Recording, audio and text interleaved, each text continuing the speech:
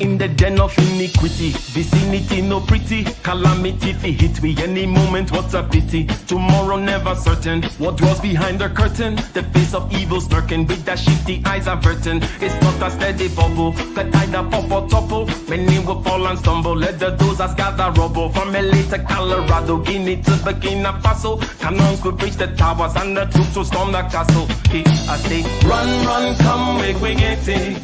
Because the peace that is bestowed upon the meek is overrated. So run, run, come, make we get it. Calling all your daughters and your sons, we come forget it. I say, run, run, come, make we get it. Because the peace that is bestowed upon the meek is overrated. Lord, run, run, come, make we get it. Calling all your daughters and your sons, we come forget it. With the rubble steady rising, and hearts are compromising. Convictions here are stifling, making evil appetizing. The fists are steady forming, and countenance is falling. Defenses are withdrawing, possibilities are falling. In these your circumstances, evil will make advances. Pick up your sword and lances, and be sure to take your stances. Victory is never promised, the battle is upon us. Gather the brave and honest, and the righteous in your corners. Hey, welcome, ladies and gentlemen. Welcome to another episode of Case Closed. My name is Ike. This is my channel. Let's go ahead and click that like button, okay? Click that like button. Click the share button. Yeah, go ahead. Click the subscribe button if you have not already. Then click that bell button twice. All right? What are we getting into today, ladies and gentlemen? We are talking about adult human female. Adult human female. That's the Oxford English Dictionary definition of the word woman, right? Adult human female, typically referred to as a woman. Okay, if you go to the dictionary, you'll see there, but you don't have to go to the dictionary because there's no confusion, right? People are not walking around trying to figure out this mystery as to what a woman is. There's not very big issues hinging upon the definition of a woman. Not a lot of confusion out there in the workplace, in the stores, in the business place about what is this thing called a woman. So you would not have to check. How then was it the case that Senator Marsha Berkman asked this question? Okay, given what we just said, how come this question got asked? Can you provide a definition for the word woman? Can I provide a definition? No, Yeah, I can't. you can't? Not in Okay. this context. So I'm you not a believe the biologist. meaning of the word woman is so unclear and controversial that you can't give me a definition? Senator, in my work as a judge, what I do is I address disputes. If there's a dispute about a definition, people make arguments, and I look at the All right. law and I decide. So I'm not. The fact that you can't give me a straight answer about something as fundamental as what a woman is underscores the dangers of the kind of progressive education. Okay. So that is rather interesting. Maybe some grandstanding going here. Maybe some crazy questions being asked here. But if we see this kind of thing right in front of us, it leads to certain kinds of questions. But let's take it kind of seriously, okay? Well, first of all, shout out to Ramil, the only member of the panel so far. Uh-oh. Think a little bit, but how's it going, sir? Man, it's going great. Everything's good, man, day by day. Everything is good. Everything is great day by day. Now, why, or let me put it this way, okay? We know the game. Avoiding answering questions is what this whole Supreme Court nomination process is, right? We've seen it 1,000 times, right?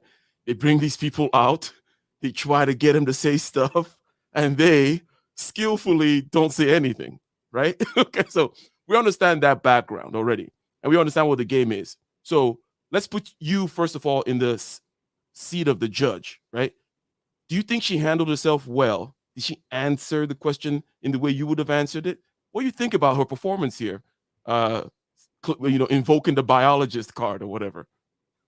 Man, that was the first. Like, I heard about that happening, but that was the first time I seen the clip, and I'm gonna tell you right now, like that is wild, because like you couldn't even say, okay, a woman could be the biological woman, or there is other definition. She just said we don't give no definition, meaning that she's not even willing to, stand on anything. And it's crazy the world we live in today, man. Like that should really be a simple answer, and that's going to be deciding case law. Once again, Supreme Court justices, some of those 9 powerful people on the planet. That's going to be deciding case law, and that's kind of scary, man. It's kind of scary.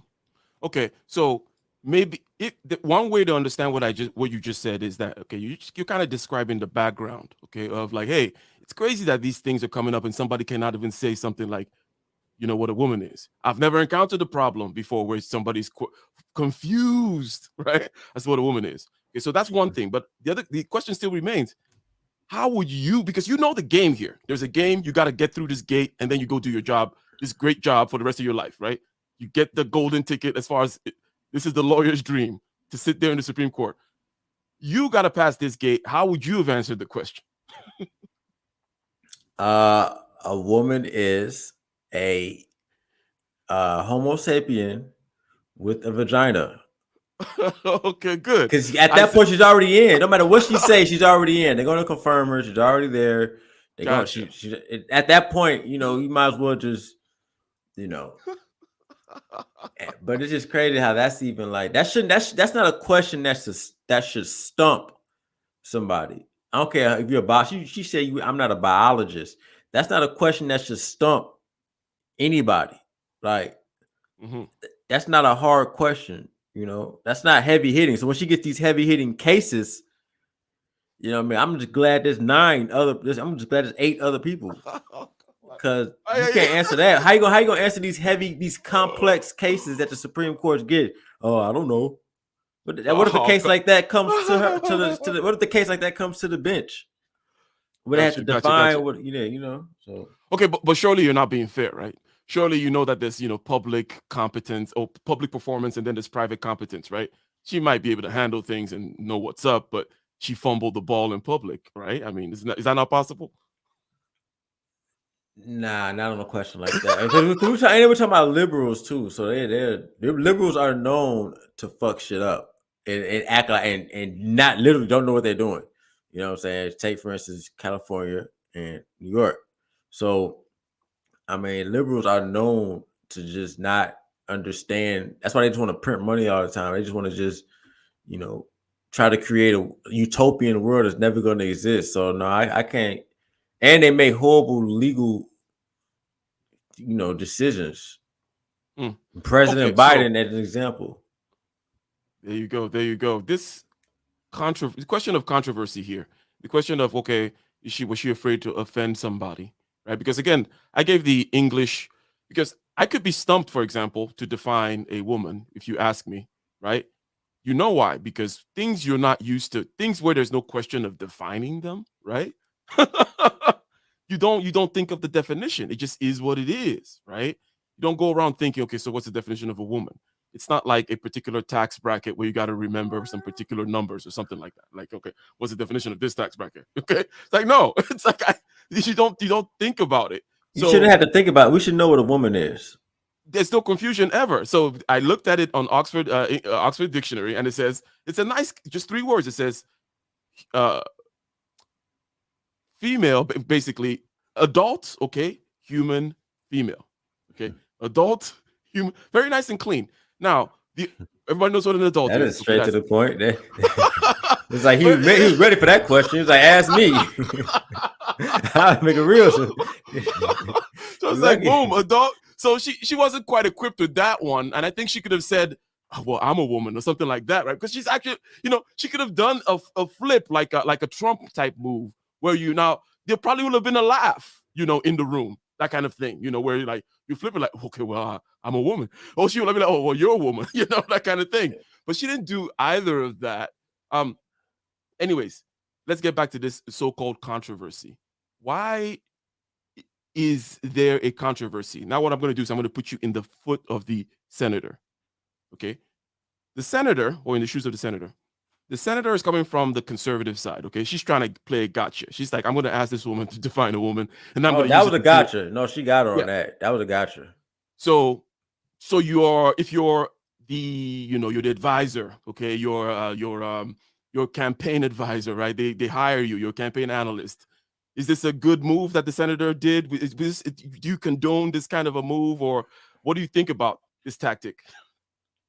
That was an incredible tactic because you now have the other side have now shown what that was a great question. Like that was a question where that just literally just like the judge had to show her true colors. So I think that was a great move, and I do condone that.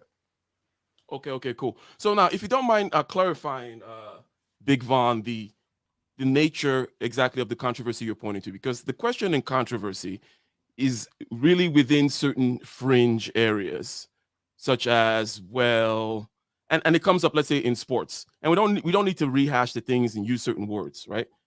Decepticons, sports, competition, those kinds of things. But other than that, this is what the philosophers will call sophistry, right? Or one of the moves of sophists, right? Because sophistry is about rhetorical moves, okay, to kind of win arguments. And I think that, sure, it's fine, but the fact that, here's the reaction that happened, Ramil. People started going in on, like, what is a woman? And biologists were being called on Twitter to kind of elaborate and say, well, but this, and on the one hand, and on the other hand, and intersex hermaphrodite, and all these kinds of things started coming up. And it's like, isn't that itself also a problem, in the sense that, forget the minority of people, okay, that play this kind of shell game, but the fact that everybody starts reacting to it and is trying to actually define what a woman is and argue about what a woman is, isn't that already like part of the okie doke? They already got you when they got you trying to define what a woman is, right? Mm-hmm. So that is a good point. Let me go ahead and play this video again, okay? As we come in, ladies and gentlemen, make sure you go ahead and click that like button, click the share button, click the subscribe button. Let's play this one again, okay? The gotcha question, again, adult human female. And we'll get into maybe the controversial part of that definition, which is the female part, and what exactly does make something a female. There's an interesting question there, but let's play this. Can you provide a definition for the word woman? Can I provide a definition? Mhm. No, Yeah, I can't. you can't? Not in Okay. this context. So you I'm not a believe the meaning biologist. of the word woman is so unclear and controversial that you can't give me a definition? Senator, in my work as a judge, what I do is I address disputes. If there's a dispute about a definition, people make arguments, and I look at the All right. law and I decide. So I'm not. The fact that you can't give me a straight answer about something as fundamental as what a woman is underscores the dangers of the kind of progressive education that we are hearing about. Okay. All good. All fine, right? Now, do you think that, because we hear maybe in these spaces a lot, or in other kinds of spaces, the kind of anti-woke thing, okay? You might go ahead and say things like I just said about, like, oh, this is sophistry and this is crazy. Why are they making us answer to this? This is an attack on biology, an attack on common sense. This is insane, okay? But is there a real danger in the world of Ramil, and in the world that Ramil will tell other people, or if Ramil had a son, is this something to actually worry about? This craziness that's going on around us, does it really affect us? It's like spiritual logic will come here now, and no shade to spiritual logic. I'm just picking on it a little bit. But he might come here now and tell us, oh yeah, this is straight up the end times. This is what they're doing. This is really, really bad. What do you think about it? How bad is this stuff? Or it's just, yeah. I mean, it's not bad for me. I can care less. I mean, as long as you're in control of your situation, your own destiny, none of this stuff affects me. Like, my life's literally been the direction I wanted to go, regardless of what's been happening, regardless of the pandemic or whatever the case. I just don't. I mean, I'm so focused on what I got going on there. I know it's a whole gay world out there, and I don't even know nothing about it. because that's not what I mean. I know I know the agendas. I mean, if you walk outside, you see on TV, okay, but at the end of the day, I don't gotta watch them shows. And even if you have a family, whatever, your household, I mean, at the end of the day, if you really want to create a world where this minimally affects you, you can do that. You can do that. You can homeschool your kid. I mean, it's a lot of ways you can just, because at the end of the day, society, are you really going to take on the fight of fighting all of society? And that's just a fight you're probably going to lose. So I just rather you stay out my way, I'll stay out your way. That's how I look at it. Okay, cool. So let me, let me push back on you a little bit on that. So I understand the idea of, hey, look, I'm going to take agency. I'm going to take control of my life, right? These things don't really affect me, as a matter of fact. I would agree with you 100% so far. Now, there's some people who say, look, this thing and the whole incel problem and the whole let's destroy the manhood and this is just like Rome decaying. And is it just inevitable, Ramil? Is there anything you have to say about it? Is we just going to go to hell in the handbasket this quick? What did you do, sir, when Rome was decaying? The future generations will ask Ramil, like, was it not something you guys could do about it? You guys just sat there. It's like, if we look back at Nazi Germany, for example, it'd be like all those Germans would just be like, well, what were you guys doing when all this crazy stuff was happening, right?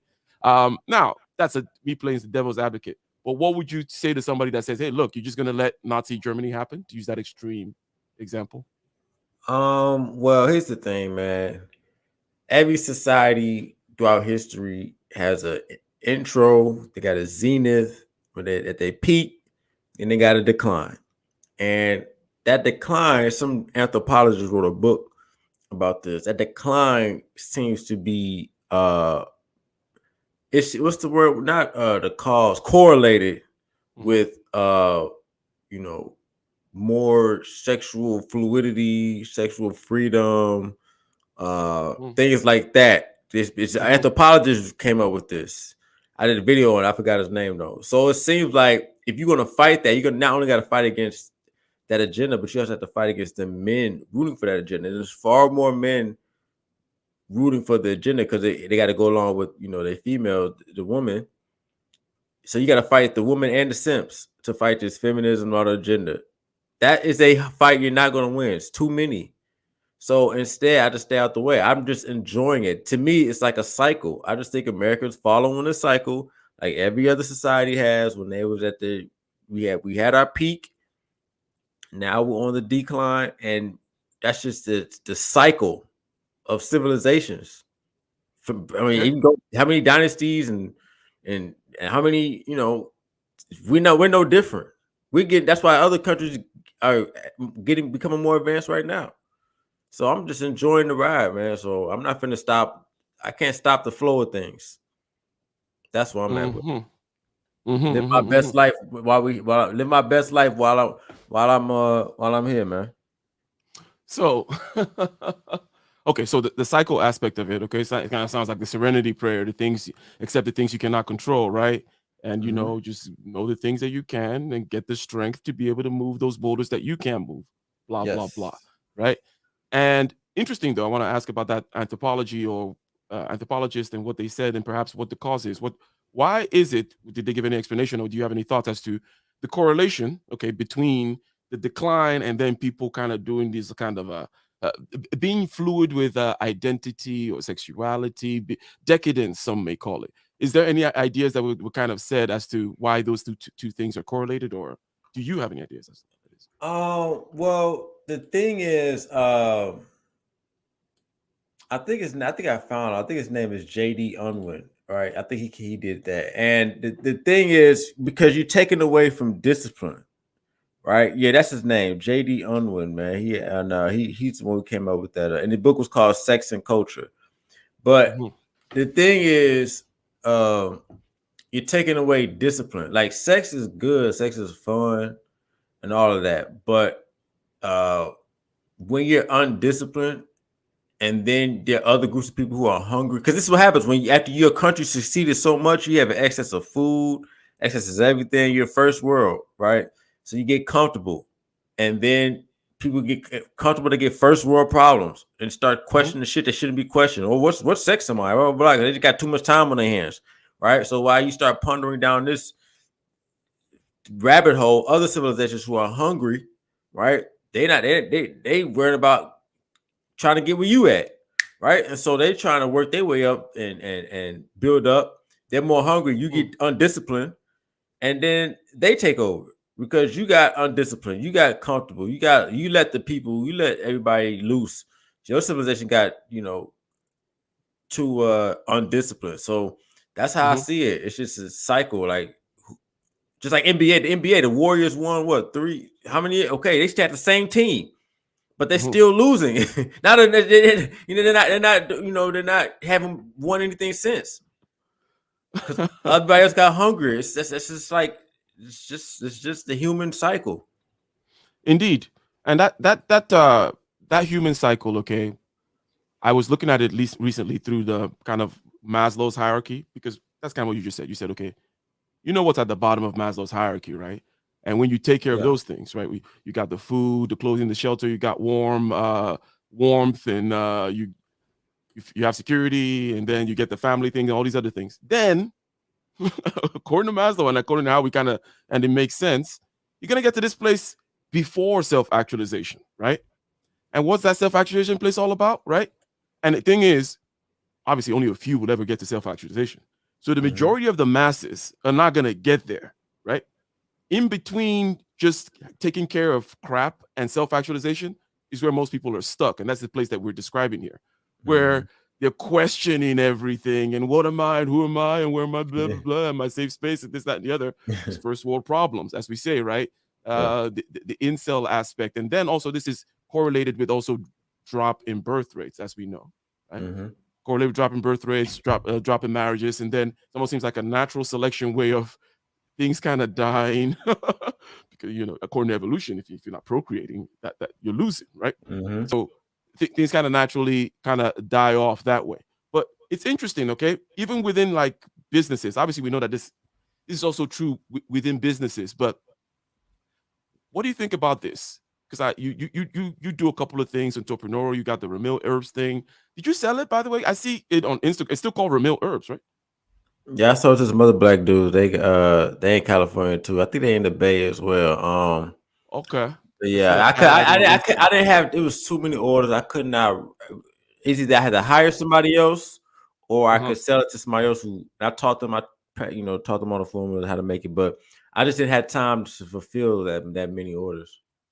I see. So reason I brought that up is you're in the world of getting stuff done, right? And we're describing here this cycle. It's a human cycle. But let's go back to the civilizational thing where you start out, you're Genghis Khan or you're a rebel or whatever, you're a barbarian, right? You're taking over stuff. You're the warrior prince type. You're getting ish done. Then you kind of peak at this particular point. Things start getting bureaucratic, and you start getting satisfied, and then you slip.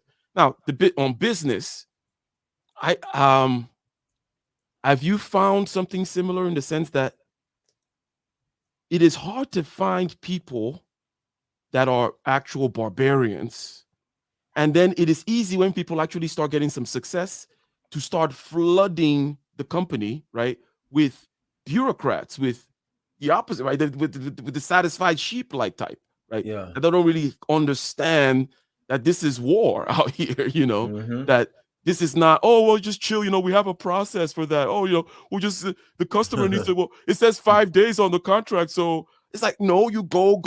You give the freaking customer what they want, you don't just lay back on process and all that kind of stuff. But I don't know if you have any comments on that in terms of finding the right types of people. And I know, ladies and gentlemen, we went off on a tangent here, but I know where the tangent came from, and I know where we're going. We're talking about human nature after all, and we talk about the stage in society. And now we're talking about business. The stage in business that starts business and also keeps them going is not letting these first world problems into your freaking business, right? By keeping barbarians around, but it's hard to find those barbarians, and people don't want. Anyways, your thoughts, sir. So here's how you find who you need to find. You know what I mean? You need to, first of all, you need to set, some good bait right? You know what I mean? Put yourself out there, and then you cast a huge net out there. Make yourself accessible to a lot of people. Make your offer attractive, and they will come to you. You cast your net to 100-some people. The 1 or 2 people who you really fuck with will find you, but you got to advertise. So that's how you find who you could really, the barbarian people you're looking for, the little 1 out of 100. Cast your net far and wide, they'll come to you. Cast your net far and wide. Set a good bait. That means you got to have a good deal going. You got to give them a good reason why they're coming into your team and whatnot. How about when, let's say, things start going, and then let's say you have your first outside help or some kind of person like that that's not straight up barbarian in terms of you guys didn't start something out together. How do you avoid slipping into bringing in people who don't understand what it takes to keep ish going? I mean, sometimes you don't know until after you work with them for a while, you know what I mean? But then there's also little tests, little questions you can ask, things like that. Come up with a little test, you can test people. But at the end of the day, sometimes that's a question you ain't really gonna know sometimes till they get into the groove. Because I mean, So it's interesting. Unfortunately. So here's the thing. We're saying, hey, these people we'll just make it real quick. But the thing you eliminate that is make your offer attractive to the barbarians. That's what I'm saying. Like make it so that only people who can get it, only people who understand what you're saying was going to answer. Like only a person. Make it so that only a savage will answer you. Just whatever you need in your life. So yeah, like 100% commission sales, that kind of thing. Yeah, you know what I'm saying? Something like only yeah, that helps a lot. Yeah. Gotcha. That's a good thing right there. You say, you're going to set specific baits such that only a particular kind of person will actually even go for it. It's like, there's a lot of gold, but it's all or nothing, that kind of thing. And yeah, exactly. Make it clear, and they'll know stuff. Only a certain type of risk taking person is going to fuck with that. Yeah, because you see, it's an interesting thing because we talk about like the lack of verticals. Well, I don't know who we is, but people talk about the lack of verticals, let's say within the Black community or something like that. Verticals just mean, large organizations as opposed to kind of small spread out entrepreneurs and stuff like this. And the problem of building a vertical is kind of what we're talking about. Whether you're talking about a civilization or a business. Now, we're saying, okay, we're starting out with these people. You cast a net, they're 1 in 100, right? So there's no way of making more of these sharks or making more of these barbarian types, right? But thing is, the company has to grow. You can't grow with only barbarians. Like, it's not possible. And as a matter of fact, barbarians tend to want to leave at some point. Yeah, you gotta have. Yeah. I mean, it's not. If you're gonna grow big like that, of course you need to. You need them. Yeah. So you're gonna need, let's say, you have lions and then you have sheep. So you're gonna bring in some sheep. Lions obviously are the barbarians. Now, here's the interesting thing. Okay.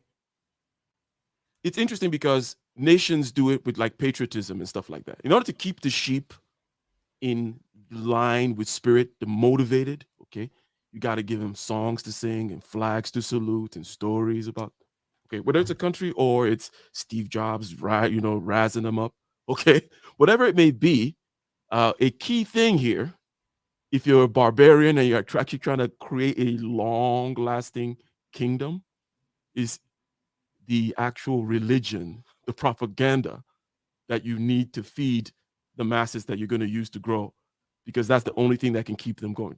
The lions don't need propaganda, right? The barbarians don't need propaganda. They're their own freaking propaganda machine. They're doing their own thing. But hey, ladies and gentlemen, I know that we went off there, but I don't know. What are your thoughts about that? And like, that whole kind of like, because you mentioned branding and marketing, just kind of offset in a separate thing. But basically, this is a branding and marketing effort to build a vertical whereby you're bringing in people where you have to bring in certain kinds, but you have to keep them juiced up with the barbarian spirit, the founding fathers type story. I don't know if you have any comments about that. I mean, you have to study how other corporations do it, and just kind of, because they're real good at that. People are real loyal to their corporations, so you gotta it's a psychological thing, man. And I honestly got to look more into that, you know. Yeah. So now with Ketanji Jackson, okay, back to this definition of a woman thing, right? And if I were to remind myself, you said that, hey, if you're her, you know, that you would have handled yourself better. I said, hey, dude, like, you know, are you sure you would have known what to answer if somebody asked you, hey, She should have had define- an answer. I'm not saying I'm just saying she could have had it. Like, to say that she can't define it, that was just not a good thing to say. And then you started questioning the fact that her ability to be a judge based on how she fumbled this ball. And are you still holding to that? That, you know, just because somebody messes up in a scene like this doesn't mean she's not a good judge, right? Yes, I'm holding her to that. Because that's like because that is a question. It's not like she asked her, what is the Pythagorean theorem? She asked her, what is a woman? That is like a basic. Even if she just wanted to say, because I know she's a liberal, even if she just wanted to say, okay, females, trans, all those, okay.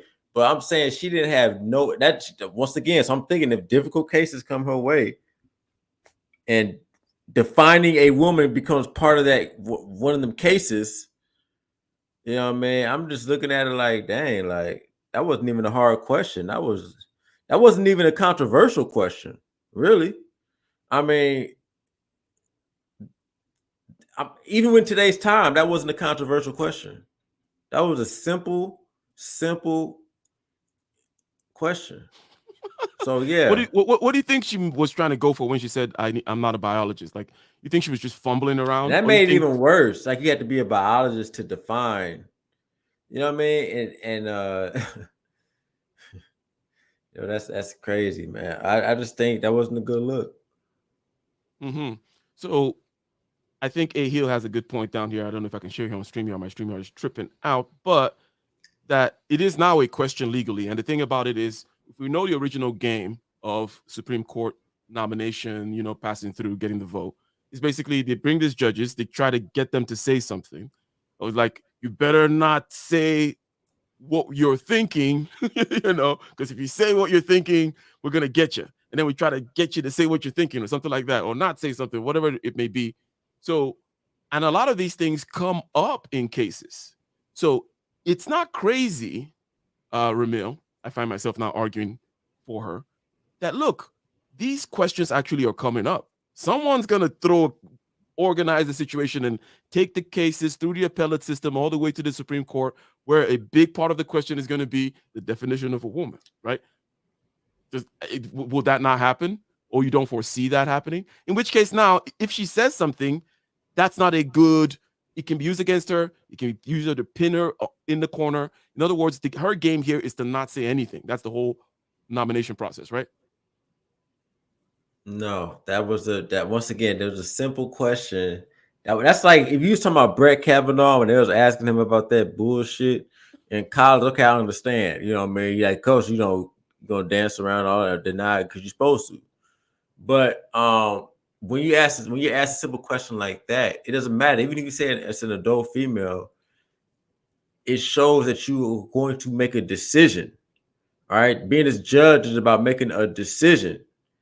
With that question, with that simple question, you couldn't make a decision. So the uncertainty that it puts out there, I mean, like I said, it wasn't a hard question.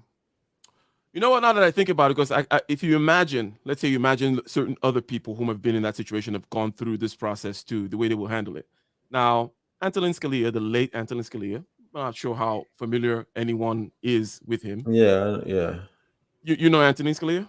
Yes. Okay. I don't know him. The justice, the Supreme Court justice. Yeah.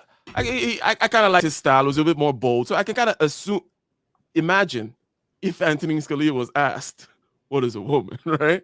And he would definitely be more direct in his answer and still be able to wiggle his way out of any kind of trap you try to put him in because of his answer. You know what I mean? In other words, I could go with the Oxford English Dictionary, right? I could say it's an adult human female, okay? And I'll leave it at that. And I'll say, well, I'm a woman, or Exactly. right? Shoot, I can leave it at that. Ruth would have did the same thing. Who was the other one? Ruth would have. I mean, nobody would have left that question hanging, man. I can't let no. Clarence would not have. Ruth wouldn't have. Scalia wouldn't have. Who's the other one? The Chief Justice right now wouldn't have. None of them would have had left that question hanging. They all would have had something to say. Exactly. And not and then again, still be able to wiggle their way out of you trying to trap them because they said like, you know, you should be able to do that. But no shade to her on my part. But when I do look at that she's kind of shaky with it, maybe she's more of a it's a personality thing. Maybe, you know, she's just kind of that kind of docile, not used to confrontational. No excuses, man. The thing was, she didn't want to offend nobody, but she ended up looking more dumb. Okay. Why is it so powerful? This particular kind of, hey, you can't be going around defining certain biological things, you know, because physics might come next. You guys think this is crazy? Soon, people gonna be like, equal MC squared is equal. You know, but you know, it sounds like a joke now, right? But you know, people are saying those kinds of things in some obscure sociology department somewhere, where people are talking about different ways of knowing. They talk about the indigenous ways of knowing, right? Which is, you know, that basically any kind of system at all within the white phallogocentric patriarchy, whatever, any kind of system, including knowledge and all that kind of stuff, is just a way of oppressing people. And well, the indigenous people have their science and their ways of knowing, right? You can see that kind of, it is actually happening, okay? But you may poo-poo it like, that's kind of far fringe right now. But certain things that 10 years ago, were like, that's far fringe. Now you have people, Supreme Court justice being asked to define a woman, right? So soon it's gonna be like, what is it? It's kind of funny. It's like, you know, ask Ramil his name. He's like, well, I'm not the Secretary of State, you know, the state registrar. I don't know what my name is. You gotta ask the expert. I don't know what my height is. I don't. Exactly. You got to ask an expert for everything. But come on, man. I think that part is kind of crazy. That, you know, we get dragged into having to actually say things like this, and kids get taught crazy stuff like this. Even though I don't put too much kind of like, you know, if you get indoctrinated in school, it's not a big deal. What do you think about that aspect? Because it's part of the Marsha's point, the senator's point. She was talking about the kind of education that the kids are getting. They made my kids. If they made my kids, bro, I'm sorry, dog. I'm not with that kind of. Look, if you let your kids go to public school and do all the other stuff and do all of that, dude, what do you think is going to happen in public school? I'm just saying, they made my kids, man. That's y'all send them to school with 80% female teachers. I mean, right? It's 80% female, right? Y'all sending y'all sons over there. Y'all the ones, you know, you don't want to create the life where, I'm just saying, man, like all the stuff, if you have control of your situation, you're going to be more prepared to defend yourself. I mean, because you're not going to stop it. So you just send them right to the fire. So, I mean, they made my kids. I don't care about the education, the public school system, and all the other stuff. I just don't. You don't care about that. I understand you. However, you know, I gotta find a point to push back in the typical sense in which I push back, where I would say, okay, cool, let's kind of take it objectively now. Okay. Do you actually think that this stuff that they're teaching them in school affects them long term? What I'm asking is this, okay? There's certain kinds of people, the Ramils of the world. They're like, I don't matter. I'm out here. My eyes are wide open. I got my third eye open even. Okay, so I can decipher what's going on. I'm calcified, man. I'm calcified.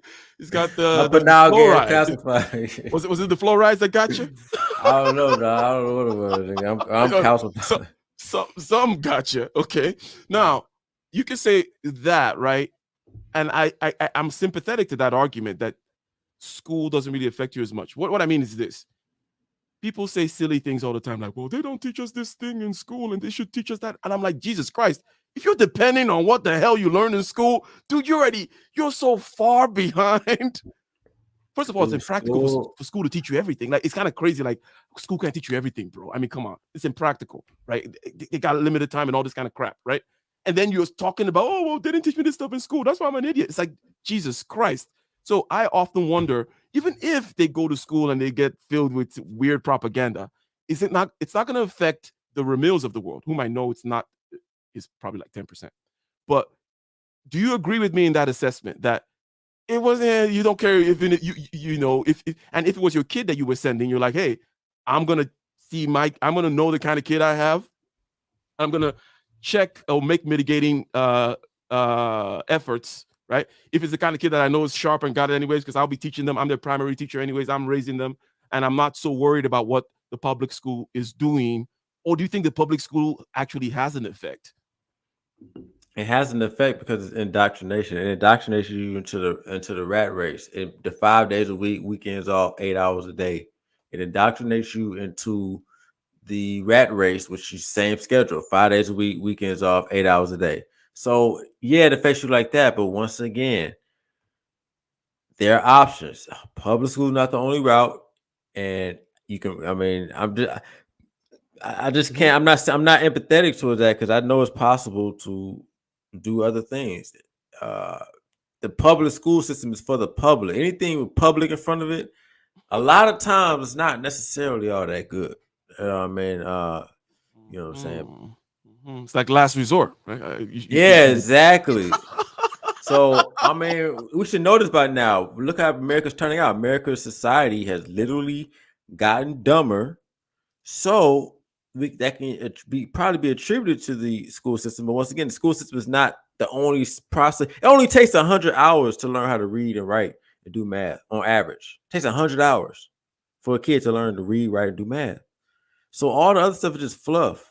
When they can just learn how to read, write, do math and get to the money. You know what I'm saying? And start using their skills. Real talk, it's 14-year-old, 15-year-old, 16-year-old, whole companies out here or trading or doing all types of stuff. They get into the money before they even finish school. Because of technology and things like that. You see the news articles all the time, like, wow, this, you know what I'm saying? And all over the world on top of that. Okay, Vision in the building. And before we go in there, someone is asking a question here. Why aren't we asking the obvious question? Why is a person sitting in Congress dumb enough not to know the answer to the question he is asked? You know, that kind of a thing. But let's go to Vision, because I think it's a whole political football and a game that was played there. And I think that Ramil kind of said, hey, you know, she likes the senator's move in terms of asking that question. Vision, adult, human, female. Is there some controversy about this? What do you think she should have done? Did she answer the question correctly? How would you have answered it? Wow. You know, what's up? Well, first of all, hello, Ike. What up, Ramil? Long time no see. Welcome back. What's up? What's going on? You know, so yeah, I was gonna say, like I've never really thought about it. I just say, I would have just said a woman is like a creature with a vagina and titties. That's what I would have said, right? Or opposite of male. Like I know I've never actually ever had to think about that. You know, just you know. A woman, it's just like, you know, it's just that's what it is. But honestly, I think if I asked you to define up, for example, define what? Up. I would point up on the sky. Oh yeah, you're like, I never quite thought about it, like, because you know there is you might find that you know globally there is no such way, but then locally you can have to create some kind of geometric construct and some crazy thing just to define up. But the point is, the things that are obvious we don't go around having to define or conceptualize that way, right? Yeah, but I think she was being political. Like she's trying not to piss off a group of people, like people in the chat have said. But the perspective I kind of want to come from Ike and Ramil, and I'm just gonna name two names who are completely have two completely contrasting ideas and are from two completely different schools. Ike, because you were talking about Russia last night. Have you ever heard of the name Yuri Biznemov? I can never say the name correctly. Not doesn't come to mind. Okay, so the names is Yuri Biznemov and the other name is Neely Fuller Jr. So basically, Yuri Biznemov was a KGB agent in Russia who defected. And basically, when he came to the West, he was in Canada and the United States, and he basically said that the East is plotting to destabilize the West through institutions and through through liberalism and democracy. Basically, the way the left is behaving and socialism, they were going to sneak it into the West and basically get into the institution, get into the colleges. Hold on one second, because also I just want to kind of highlight a point there to what you're saying, because we also mentioned this yesterday when we were reviewing what Alexander Dugin was saying, Russian philosopher. Basically, the idea of, hey, and he said this a long time ago, before the whole Facebook manipulation, he said, hey, you're going to go into all the fractures of, the different groups that they have and start pitting group against group, form this particular black group on Facebook and then form a white group on Facebook, do a rally here and do this other kind of thing, like kind of foment fissures and cracks within the liberal democracies by using their very own systems, like the systems of liberal democracies, right? But anyways, go ahead. No, so basically that's exactly it. He said that they were going to use the institutions in the West to basically destabilize the West, and they were going to use all the different fringe groups. Like, I gotta say it, BLM. I gotta be careful how I say it, the alternative, the alphabet people and all that stuff. And they were going to use them to basically just kind of throw off the system and make everything so PC. And they actually, even all these groups are considered useless eaters. And basically, once they're done destabilizing the system, so they can usher in another system, they're basically going to get rid of them. To put it in layman's terms, they're just going to find a way to kill them all and get rid of them. And that was his point. And he was trying to stop it. He said it was too much. His name is Yuri Biznazov. And then the other person now is Neely Fuller. I got to be careful with him because he's considered like pro-black. He was basically the predecessor to Francis Cress Welsing. And he basically said that in the 70s, he said that because he was pro-black, and so he was more focused on what was being done to black men. He was saying they were going to have black men in dresses, and then he used to make fun of black men in bell bottoms and in high heels, and he would make fun of them trying to run from cops. And he said, "What are you guys doing? What's wrong with you guys? Like, don't you guys see what's happening?" And he predicted basically that what's happening now, that we're not going to be able to identify genders, gender neutrality. In his book, The Code. He said he predicted this. Let me ask you this, because Ramil and I have kind of touched on, broadly speaking, this kind of rise and fall, whether it be of corporations or civilizations, and then we said there's certain kinds of inevitabilities to these cycles, and some of these fissures that you're talking about, that them taking advantage of, have to do with what we call decadence within particular declining societies. Now, are they just accelerating it? Are they even really accelerating it, or this is an inevitable part of this downhill slope anyways, and it's just kind of a retrospective, just kind of looking at it happen and claiming to kind of, oh, we're the ones causing it, or we're helping, but really this thing is gonna happen of its own accord anyways, right? What I want to say is it's like it's an assault from all areas, like media, education. Like, you can't send your kids to school nowadays because they're going to be forced. Certain things are going to be forced upon them that wasn't really forced upon us in the 70s or the 80s or the 90s.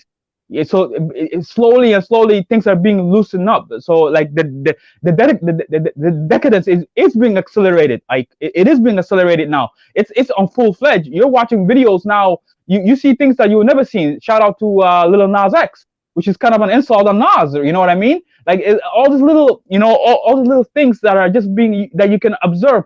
But the point I'm trying to make is like you had two people from completely different schools of thought. Like one guy was an ex-KGB agent.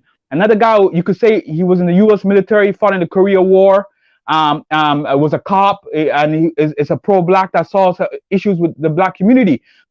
Both came to the conclusion of what we're seeing today, where a woman is going to be inducted into the Supreme Court, and she can't identify what a woman is. And not only that, we're just seeing it all across. You can't say things, gender neutrality.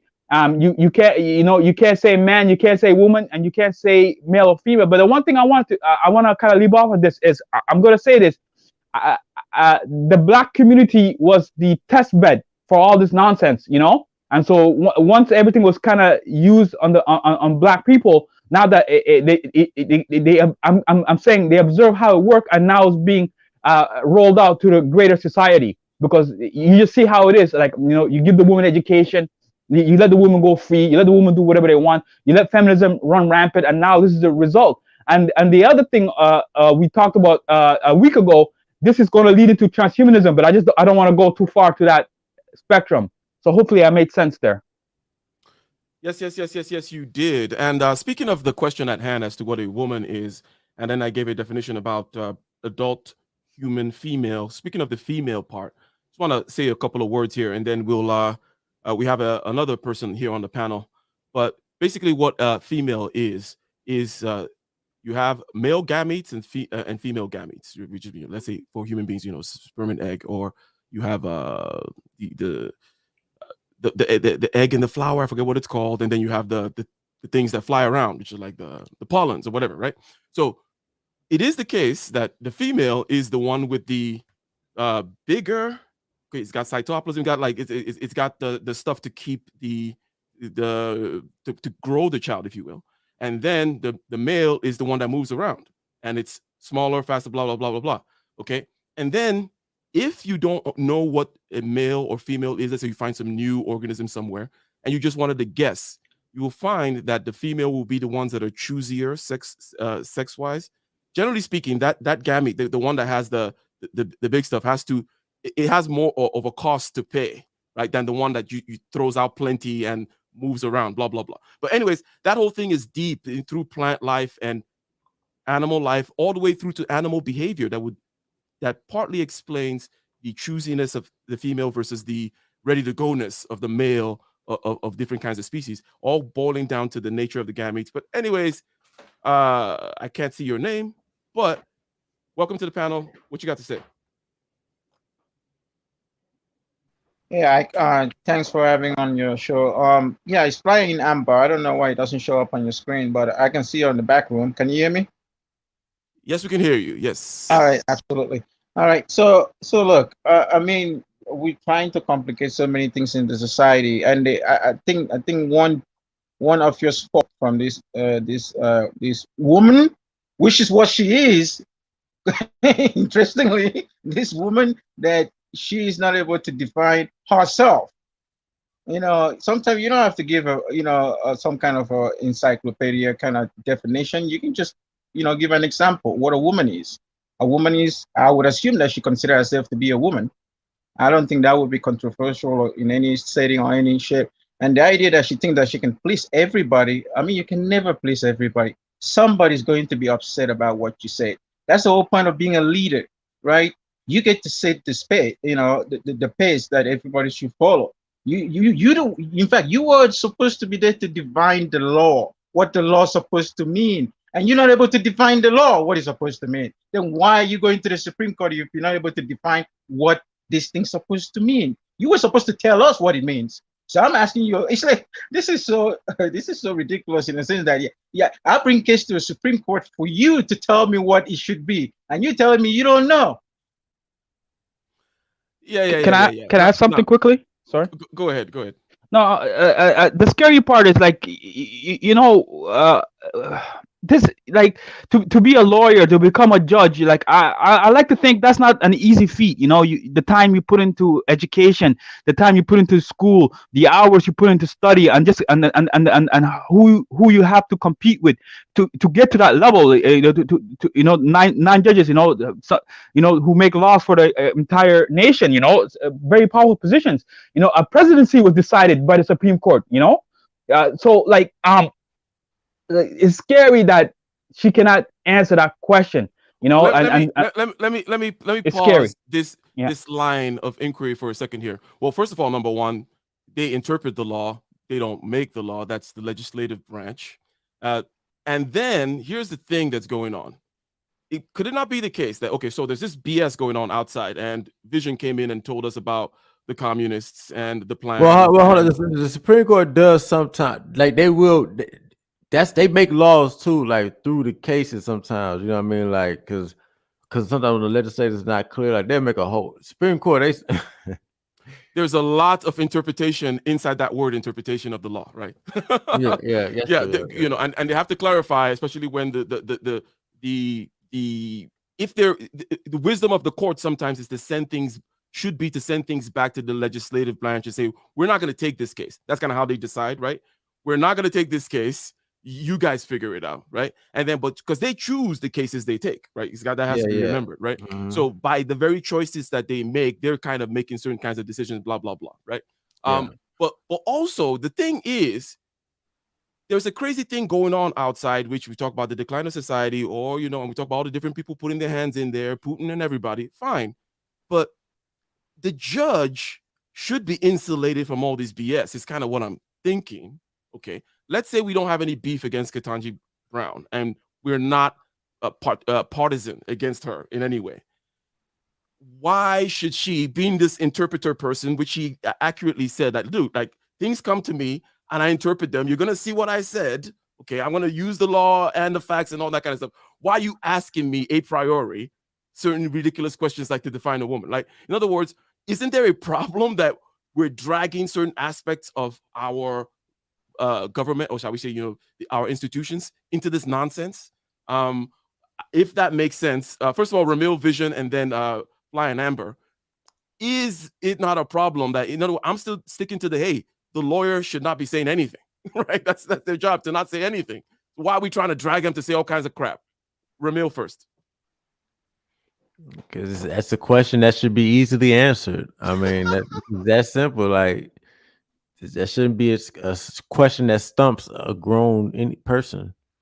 She died. She just don't get a pass for that from me.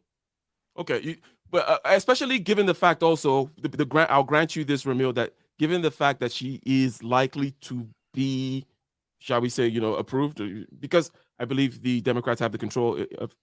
So it doesn't matter. Like, so why be so careful? But in this day of sound biting, if you get her saying something for the rest of her career, it's gonna be played. something that's gonna be played. Oh yeah, now this one. That don't mean anything. Like, it's just now the biologist, she's gonna be the biologist judge until her last day. Exactly. So either way, that's biology jokes. Yep. Anyways, Vision. Again, the point being, look, it's not her fault. We are bringing these people whom we know their role. We know what their role is, okay? And they're supposed to be impartial and fair, and they have a way of interpreting the law, and there's different ways of interpreting the Constitution. For example, you can have an originalist view, or you can have a more living Constitution, and we get all those kinds of nuances, but they should be kind of objective. Now, throwing them into this whole kind of thing of like, well, you tell me what a woman is, that's bringing the craziness, our mob craziness, into this place where it shouldn't be. What do you have to say about that, Vision? Okay, I think it serves as optics. I think that question was asked to just see what position she would take, and it's just the optics of how how it appears. The fact that she had to toe the fence. Like, once again, I would say in the 70s or the 80s, or as Ramil said earlier, if it was any of the other judges or the previous nominees, they would have found a way to answer it. And then if they try to entrap you, they would have found a way to maneuver it, which adds, again, like, this person got to this position. You don't walk into that position. Yes, there's other factors, but I'm just going to say, you don't walk to such a position. She should have been able to handle that situation much better, and she should have been able to answer that question and then moved on, and then whatever trap that was set for her, she should have been able to get out of it. But basically, to me, she basically sent out a signal, what I'm trying to say is, a signal was sent out that she hears the other side, and when I say the other side, is the other groups. She hears their case, and I think it signals to everybody, like in the manosphere, in the MGTOW, and all that stuff, and pro men's rights groups. It's something dangerous to have somebody like that up there. It's basically what it signifies, because basically the other groups, they it takes money, it takes legislation, it takes there's a word I'm trying to find when you pay off people to kind of pay off politicians to do your work. It took a lot of that work to get their voices heard, and she's part of that. She has a one ear to that sector. She's gonna hear what she says, and she's gonna pass laws to help this narrative continue of basically degradation of our society. So that's how I see it. And I say that, still that can be established separately without having to do this dog and pony show of asking questions, and then she kind of fumbled too on her end. I think anyways, maybe you could say, oh, this was the only way for us to kind of make this point. Anyways, real quick, okay, Fly and Amber, right? Was the senator wrong for kind of bringing up this crap, you know, to kind of see her tap dance in a place where we know that should be above this? Let's say. Go ahead. Okay, so look, I think the senator did nothing wrong. You know, think about from a biblical perspective, right? When Solomon was faced with the decision between having to decide whose child this is between two women, right? The two women not know that it's only one child; it could only belong to one woman. They knew it, right? But they wanted to see what Solomon was going to do. What kind of a man is he? What kind of is he wise enough to be able to adjudicate a situation this difficult? You know, a woman definition should not be a difficult definition to be. I mean, you can define it at the level of education and where she's at. You can define a woman any way you want to define it. You can even say you define it on a context level. I could have said on this context, I can define a woman on that. On a different context, I can define a woman as this. Because a leader has to be able to make a situational decision, right? Not all situations are the same. Of course, there should be a constant definition for what a woman is. But we know the society that we're in, that is probably not going to play well from all arena, right? So to play, you know, to be a smart person, you should have just said, hey, you know, from my perspective, this is what I would, you know, in this context, I'm defining it from, doesn't mean that my context is the ultimate truth, but from this context, this is what it means. Somebody else can define it from a transgender context. Okay, a woman is a transgender woman, and that's a context on its own, right? You know, can a transgender woman give birth? No, because it's that context does not fit a transgender woman. Yeah. And this context, a natural biological woman that is born by birth. There is a woman by birth and there is a woman by transition, or whatever you want to call it, after birth, right? You know, so a woman by birth should be able to give birth. I mean, you don't even need to give a clear answer, but you can just, you know, you can just let people read between the lines. But to just flat out say you don't know what a woman is, I mean, what are you? Are you not a woman? You know, if I was a senator, I would have just asked her that question. What are you? Because if she had answered that question, I'm a woman, then you know what a woman is. Why didn't you give me an answer? But the senator, in fact, was not smart enough to ask her that question. I would have asked her the same question. What are you? Let her tell me what she is. You know, is she going to tell me she's not a woman? Then we got a bigger problem if she's not a woman. You know, so you know, look, this thing was so simple, but I think both of them kind of just dropped the pocket, because I could have asked a follow-up question if I was the senator, and she could have just given all kinds of answers. I mean, there's 1,000 answers she could have given, but she didn't give one. And look, part of this is the Kabuki show, the entertainment. And I was talking to Remote backstage, actually saying, you know, many ways we can have fun with this one, because I still think that it's on the. Anyways, no need to harp on that point. But we have the real Dana, right? Is your microphone working, Dana? Yeah, I just press mute. You can hear me? We can hear you. So the first question for you, Dana, is: are you a woman? I don't know, because I'm not a biologist. I gotta ask a biologist if I'm a woman or not.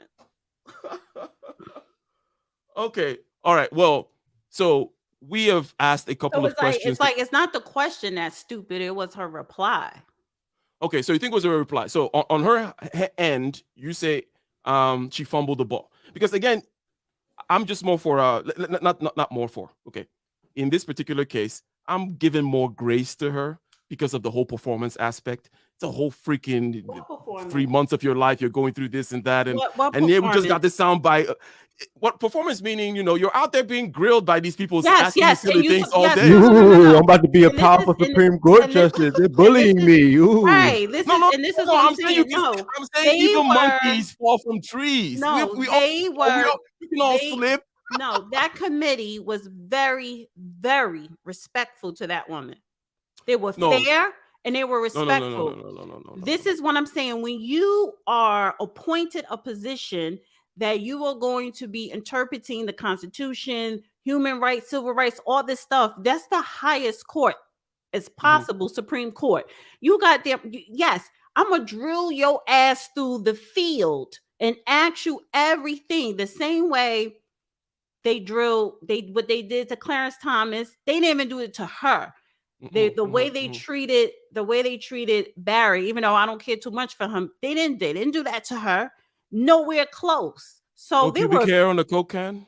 I'm sorry, go ahead. They were very respectful, but the fact is that just because you're a woman and because you're a Black woman, that everyone needs to walk on eggshells? No. She is the Clarence Thomas to the Democrats, the same way Clarence Thomas is to the Republican. Basically, this woman has done nothing as a Black woman to help Black people at all throughout her career. Now, she volunteered to be a federal public defender for Guantanamo Bay prisoners, right? That's just for her to get experience. So you're basically defending the terrorist that's locked up over there. You gave a very light sentence to a pedophile who came out of jail after 3 months, because you only sentenced him to 3 months, and you could have gave him 8 years. And it's the prosecutors are asking for 8. You only gave him 3 months, came out reoffended, right? And so now when you ask the question about, what is a woman? See, Senator Marsha Blackburn, Republican out of Tennessee, asked her that question not to be a smartass, but just so people could know what agenda and what time this woman is on. Because what's going to happen, the LGBTQAI, they are going to petition that they be a part of Title IX, Title VII, transgender, right? And so it's two issues that I have here. First of all, transgender people should not be in women's sports. You do not see trans men trying to be in men's sports because men are not having it. So, but trans period, you have your own sports league. You are not a biological woman. Your physique, your build, everything is not a quote unquote woman. So, and we definitely need to solidify the definition of a woman, because if you have all this interpretation of a woman, then that's going to be a problem in real society. So you can't just sit up here and be a judge for the liberals and the Democrats. You have to be a judge, a justice for every single American. So no, you're not a biologist, but you gave birth to 2 babies, two women, 2 females. So, and the other part I want to throw in there too, that this issue that I have with transgender, because that's why that woman asked her that question when i.e. Leah Thomas, the swimmer, women did it to themselves with the Me Too movement. The Me Too movement was the gateway for this transgender partnership. Oh, I am a woman too. So I could do and be, all the things that you as a born woman can do, and go places where you could go, bathrooms, dressing rooms, all this stuff, sports. And I think that blame falls more on women. Conservative, liberal, doesn't even matter, because they're trying to say like the religious conservative people are the ones pushing against transgender. It's not that, because I'm not religious and don't consider myself a conservative nor a liberal, but I am against transgender being in women's sports, and I have a clear definition of what a woman is. But women allowed a lot of this to go on for so long, not realizing that this LGBTQ organization cult is very powerful with a lot of money, even though they only represent less than 6% of the population. Now let me ask you this other part real quick there. You've highlighted the points, right? The underlying points, and then you brought up your particular interest with regards to her and your community, your reference group. And then there is the question of the senator, okay? Because we know what you think about her answer to the question. Do you think that the senators, that was a good move for her to ask that question? Now, what I'm asking you to do is kind of, I know it worked, but if you were to be a little bit objective and dispassionate about it, right? do you think it was appropriate to ask that kind of a question? Yes, because it's going to be a case that's going to eventually go up to the Supreme Court for those judges to judge the on real Dana, about isn't transgender. that's the reason why you don't ask those questions in I know you've watched all these all through the years, right? You're not supposed to ask them about something that might show up, right? No, you're supposed to ask them questions that No, might they show can't up. answer. You know the game. If I tell you if I give you some kind of ideas as to my thinking, and then a case shows up before me, you can use things I said there. To No, be they like, oh, can't. you're this No, way, that that has the other way. nothing. I see what you're saying, but that has nothing. Mhm. This is a confirmation, so they can't use what you said in a confirmation. Basically, what they poking, they're asking you questions about cases that may come up in front of you, right? So, are you going to answer that question on a personal opinion or as a judge, right? This woman didn't do neither one. And that is a problem. So she says, I'm not a biologist. That was a stupid and uneducated, ignorant response, because what you should have said, because you knew where that woman, the senator, was going with that, what you should have said was, I am a woman. However, there are people who are not born the way I was born, but they consider themselves a woman as well. So, Senator, if there was a certain case presented in front of me, where I have to decide who's a woman and who's not, she could have been very objective and kind of made herself not give a personal answer. She just said, I'm not a biologist, as if you don't have the right to say that you are a woman. So basically, what that senator exposed of this Supreme Court nominee is the fact that she considers a person like Leah Thomas a full-fledged woman. That means that you will rule in favor of transgender women to be in women's sports, that you consider anyone that says, I feel like a woman is a woman. Since you're the only woman on the panel, let me ask you this. You've mentioned the sports thing, and you mentioned Title IX as well. From a personal point of view, or shall I say, does this affect your life personally? Or is just something that you have a distaste for as a woman, like why are you trampling upon my space, that kind of thing? Do you, on the sports end, on the Title IX end, or any of these things, do these things will they actually affect you? Yes, because I have, well, my kids are grown, but I do have 4 grandchildren. It's going to affect them. So what affects them affects me. And I am a woman, and I am appalled that you, who do not bleed once a month, you cannot give birth, you cannot even get pregnant, you do not go through menopause, you don't even have the hormones of the endocrine system that I was born with. You never will. You have to take medication, to try to create something that I have, and it never will. So yes, I am offended because you would never be me, a woman. And also what this is saying is forget about science. And that's a problem. When you dismiss science, when you're saying that science is not important or it's irrelevant, or, let's put this at the bottom and put somebody's feelings above science. That is a problem. And the reason why I have this, I don't have my face on because my hair's a mess. And then I, because of the show today too. That's why you see this avatar.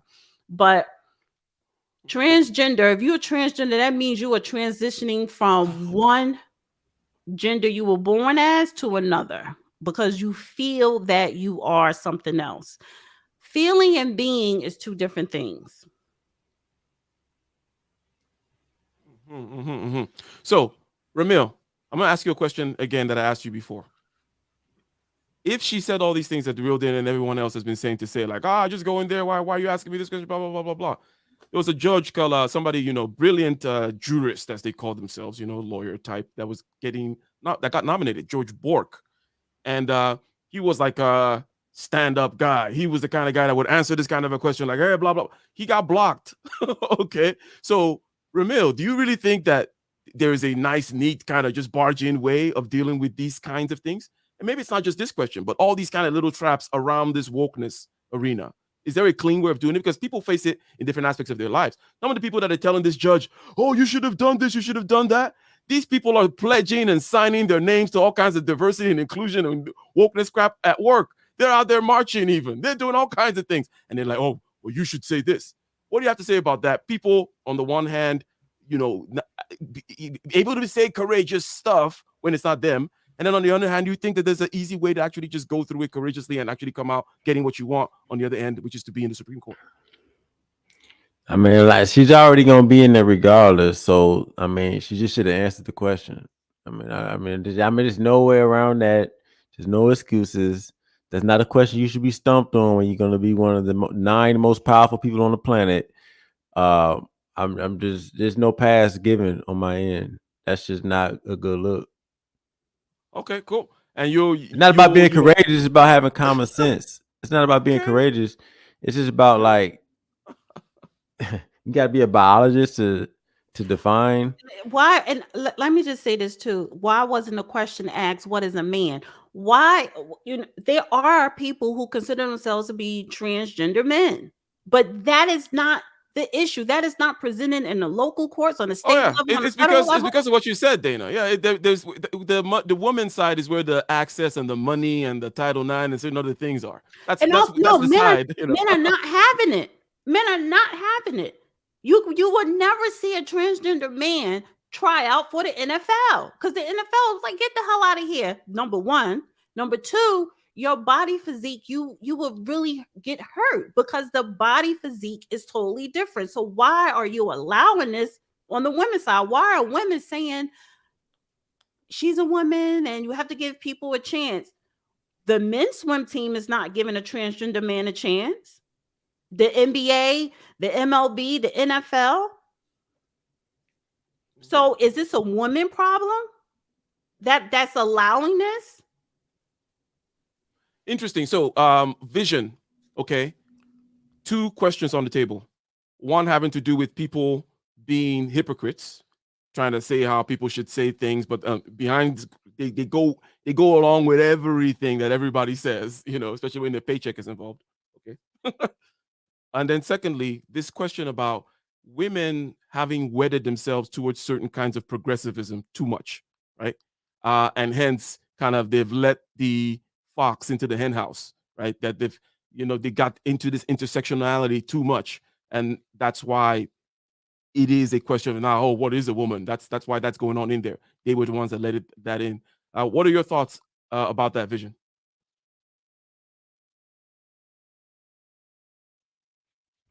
You muted, or you didn't hear me? I would assume he's not here.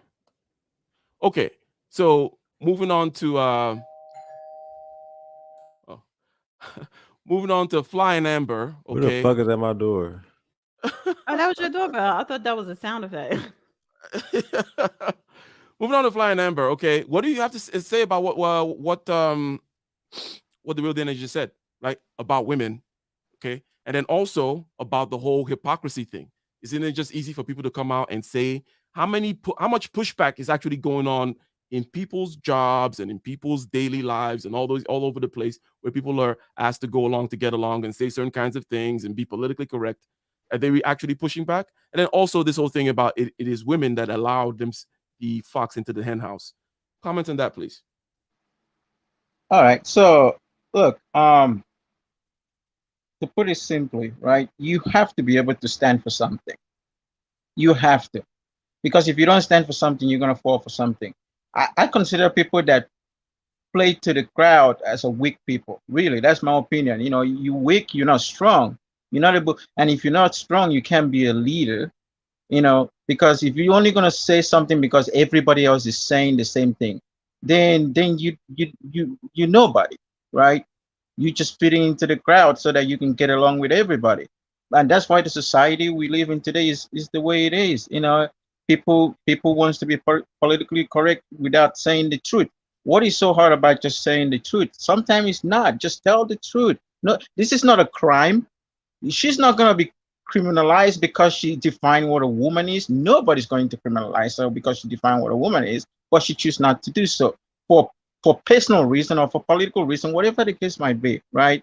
My thing is that, we are suffering consequences of things that probably would never happen, right? I think Mark Twain said that, I have suffered many consequences in my life of things that never happened, right? Because we're talking about, okay, what if this case come up to the Supreme Court? What if the case never comes up to the Supreme Court?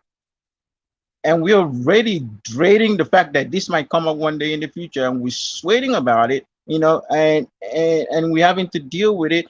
But the ultimate goal of this is that, an intelligent person, I don't know how smart she is, I'm pretty sure she's very smart in different aspects, but an intelligent person should be able to answer any question you pose at them or her. They should be able to give you an answer. And I'm of the belief that there is no question that you cannot analytically give a good answer to. If you're that willing to give the answer and willing to stand for what you believe in, right? Because that's the whole job of the Supreme Court. You have to be able to stand for something, right? If you okay, put it this way. If she wanted to support this transgender, just say that you don't want to say a woman is a biologically by birth. A woman can be transgender. A woman can be a person that is born that way from birth. You can say there's so many things you can say about it. So did women cause this to themselves? I don't think so, because that would be generalizing, right? Because a subset of people wanting to do something is just a sample. Is it a true statistically? Is it a true representation of the entire population? No, I think it's a very bad sample to use to represent women entirely, because I'm pretty sure there are women that, the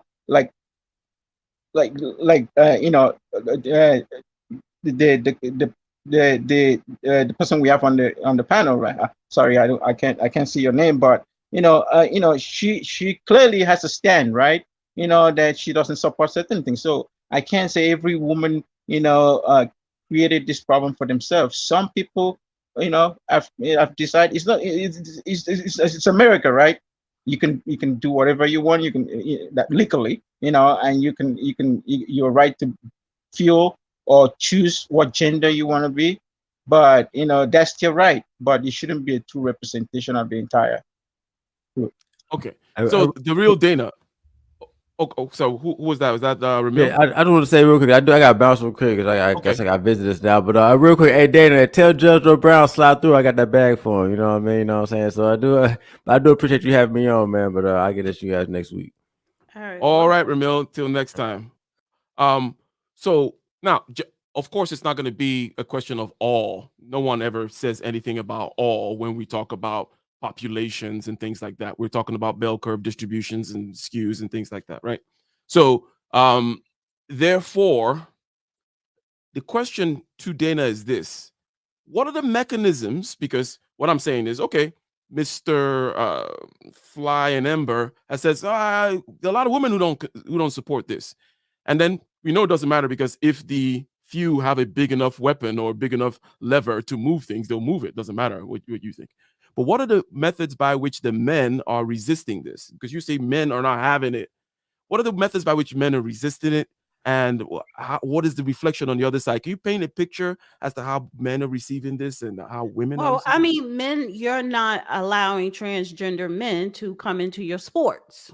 Now, as far as transgender men or women in the workplace or whatever, that's totally different, because that falls under civil rights. You are entitled to your civil and human rights. But what I'm saying is, men are not allowing a transgender person come into their bathrooms, into their sports. This is still a patriarch society, even here in America. Women did carve a big portion for themselves to have quote unquote equal rights, right? By way of one of them as recently Me Too, to where, we're going to start suing men who we feel, and a lot of men did sexually harass, rape, or whatever, right?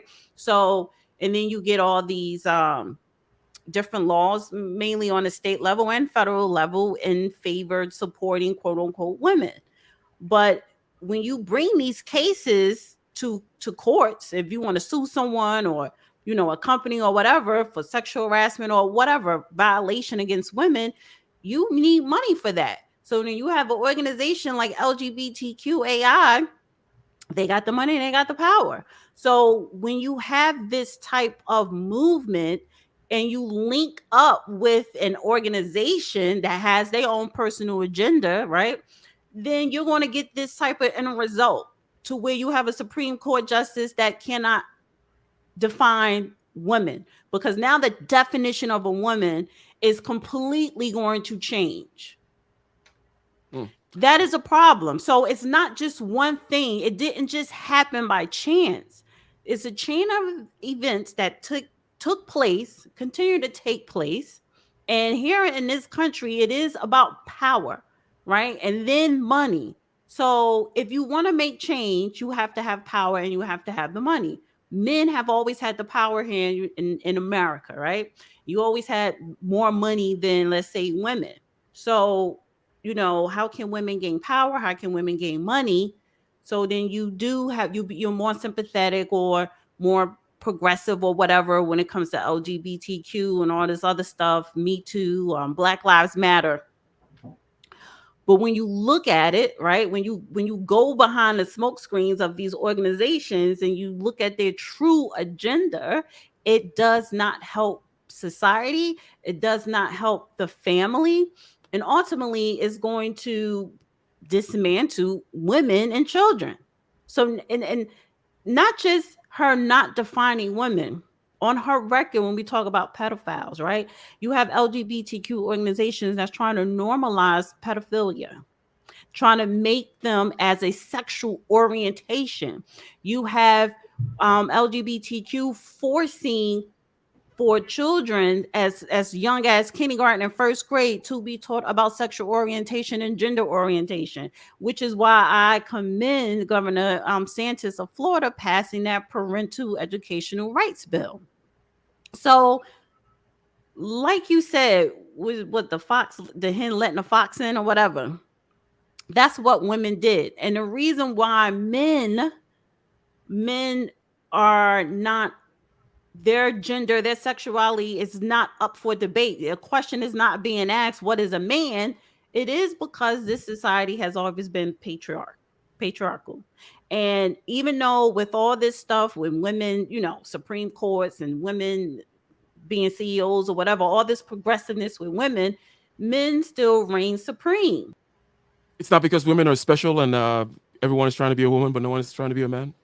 No, there are transgender men, but those transgender men know that they don't even have enough power, even with LGBTQ, to go up against these private sector, let's say sports leagues, to say, let me in. Now, you could go and get the sympathy from the media, but you will never see a transgender man on an NBA team. You will never see a transgender man on an NCAA basketball. You're never going to see it.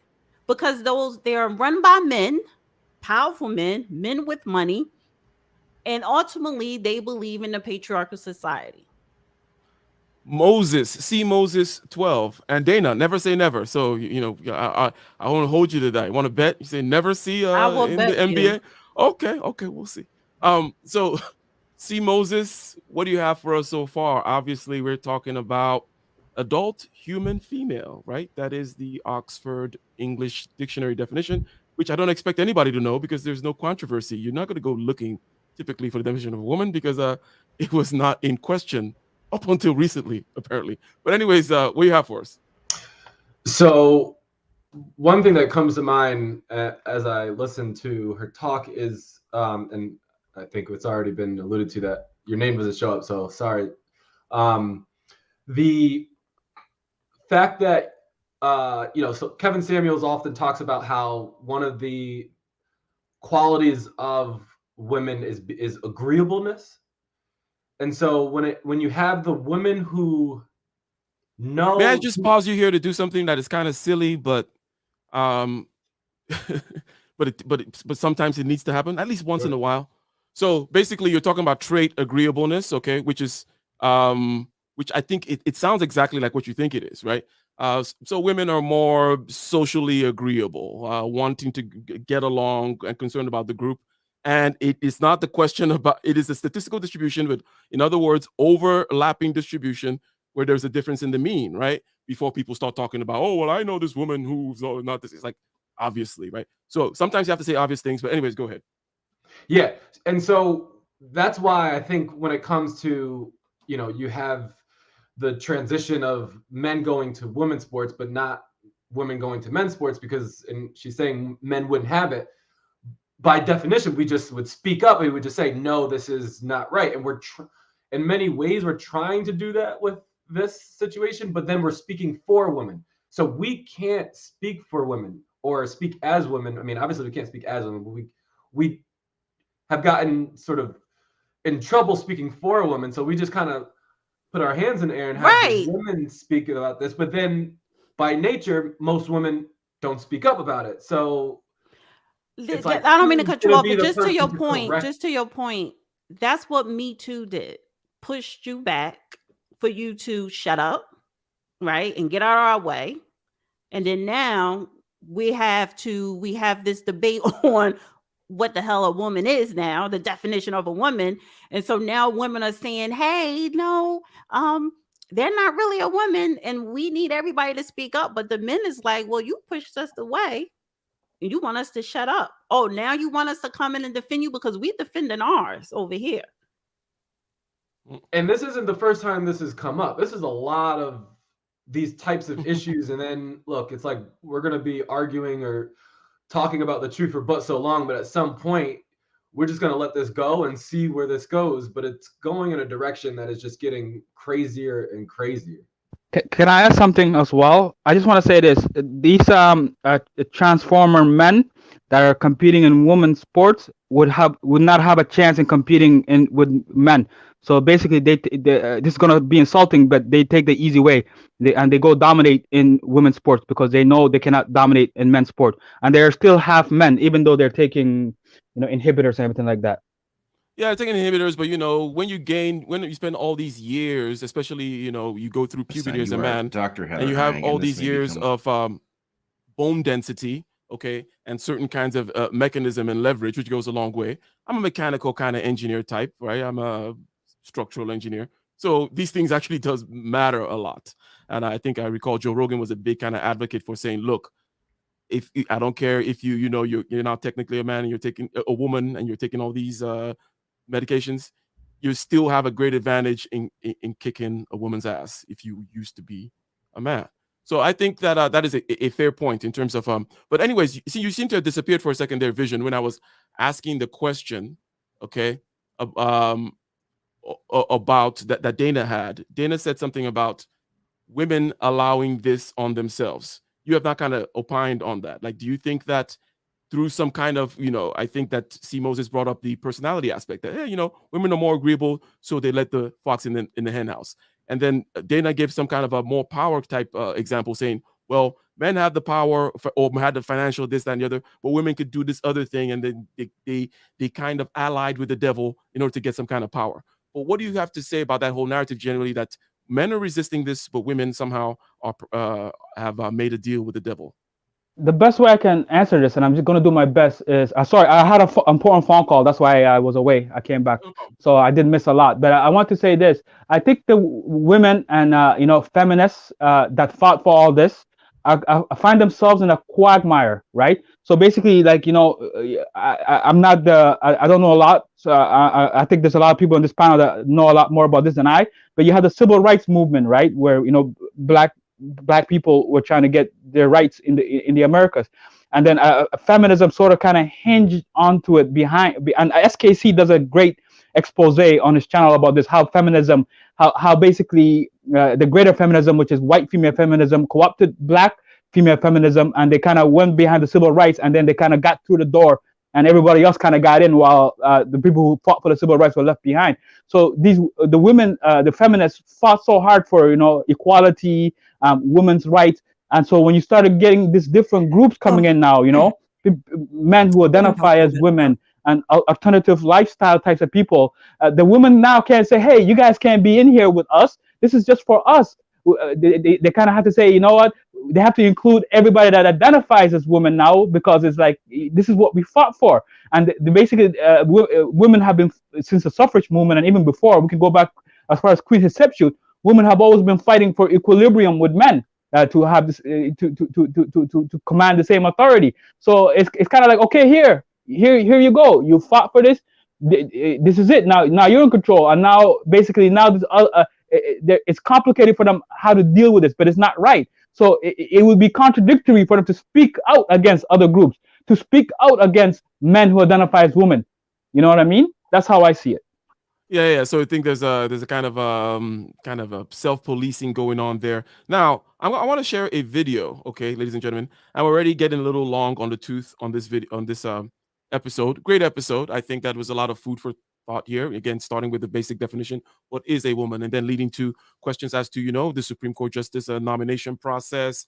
How would you have answered the political football that is being played behind the scenes? But let's go ahead. We got Brett Weinstein over here, biologist, and let's play a clip here. I got 1.25 speed. Let's see if we can zip through this. About womanness. About womanness.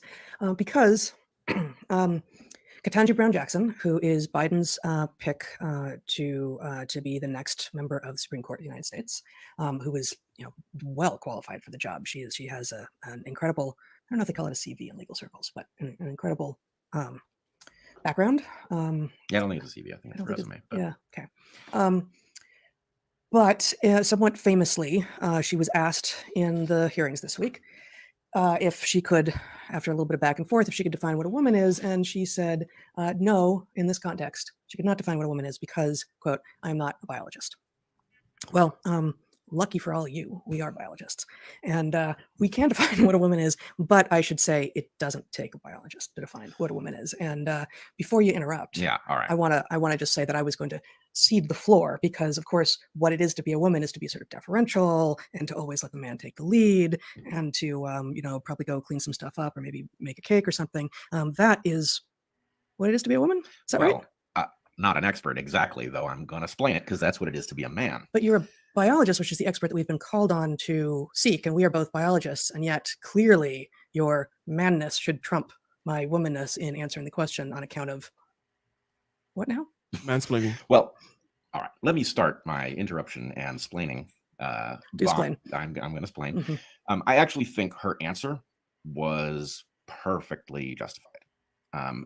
It's not that I think she couldn't have given the obvious answer, and that would have been equally justified. But at the current moment, I certainly understand that from the perspective of somebody for whom this is not their core interest in the world. The real Dana, I have a quick question for you.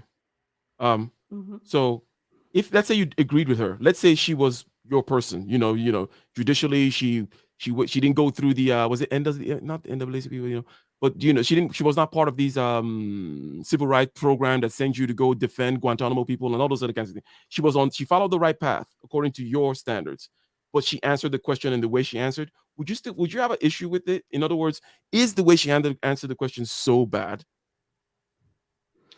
No, I think you're saying I dislike her because I think she's qualified as something.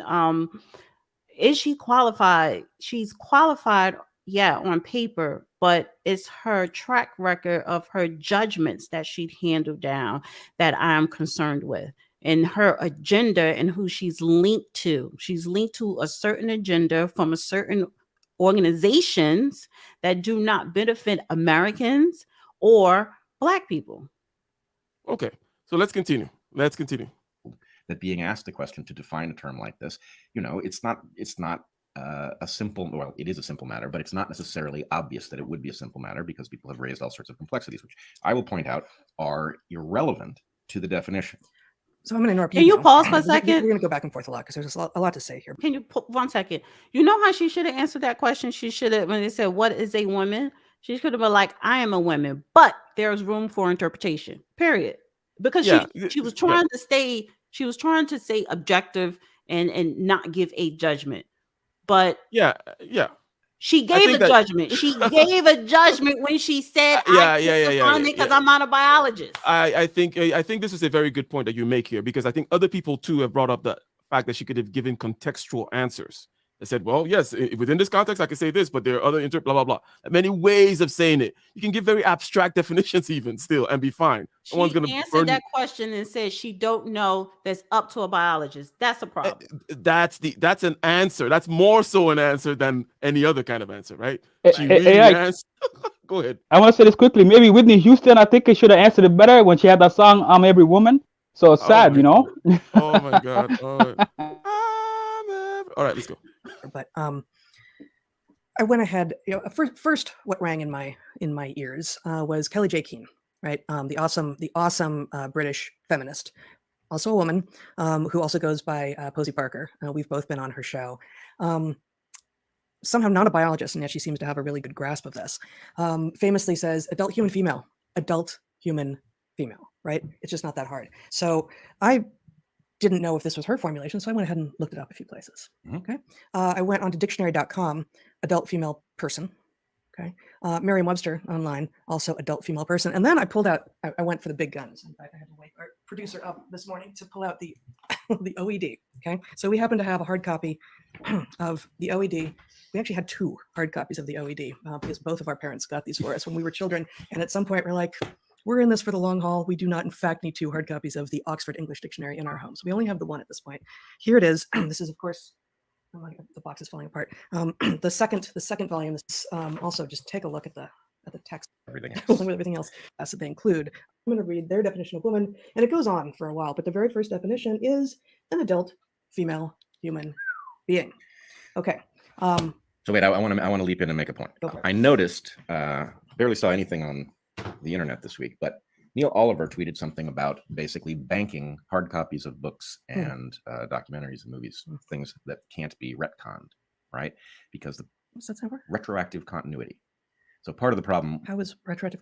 I don't get that as the part of speech there, but okay. Well, let's just put it to you this way: those who wish to change a definition and pretend that it was always defined in some other way have lots of opportunity on the net. They do not have an opportunity to go back and change some book that's been collecting dust for however many decades. I was pleased to find that the 2 most common dictionaries online had basically the same definition that Kelly J. Keane uses and that the OED has been using. Right. Yeah. For now. For now. And we have seen things like the definition of vaccine changed subtly in recent months. And anti-vaxxer, things like this. Right. All these things. So anyway, hard copies of books are coming back because they can't be changed remotely. Yeah. So I know you're going somewhere. You were busy explaining stuff, but I'm going to explain just a little bit more about this seemingly very simple definition. No, but you're going to double explain. Yes, I am. Yeah, yes, I am. So adult human female, right? Yep. There will be those then that will say, okay, then you need to define those 3 words. Fair enough. Can do. Adult, of reproductive age or post-reproductive age. In any organism, right? We talk about juveniles, we talk about adults. And is the border attainment of reproductive age? Yeah. Is the border going to be somewhat fuzzy? Are there differences even within the United States about what the age of consent is? Is reproductive age at the point of first menses, or is it the point of peak fertility? It's not peak fertility, but or the average age of first reproduction of the species, as it turns out, for senescence purposes. Yeah, and given that we're just marching that earlier because we're overfeeding and over hormonizing our girls in particular, then that's changing. Harmonizing. Yes, it's not a word, but I just tried it out. It doesn't really work. But adult, okay, but having attained, I think probably this is going to be it. The average age of attainment of reproductive capacity in a species. That does mean that there will be species where adults of males and females are going to be. So I was playing this to make a point, right? So you can go down this crazy rabbit hole, and when you get to the female part, that's the part that's going to be the most complicated. The adults, human, and then you get to the female part, then you have to talk about gametes and stuff like that. And I think I already kind of gave some kind of ground explanation of it, that basically you're going to have a gamete that moves around, right, really fast, and then you're going to have the one that's stationary. The stationary one is the female one, whether you're looking at a plant or blah, blah, blah. Like that's just kind of how it works. And it also manifests itself in sexual behavior in the sense that the women are a little bit more choosy, a little bit more protective of that one little stationary thing versus the men having just, can throw away. They're ready to go, right? So, ladies and gentlemen, we're going to land the plane, okay? And let's go this way. We're going to start with C. Moses, okay? Right? And then Mr. Vision. And then we got the Fly in the amber. And then the real Dana is going to take us out. I know you couldn't make it on time. Regular panelist here. But anyways, any final thoughts on what happened here in the Senate? Her responses, did she do a good job? Did she not do a good job?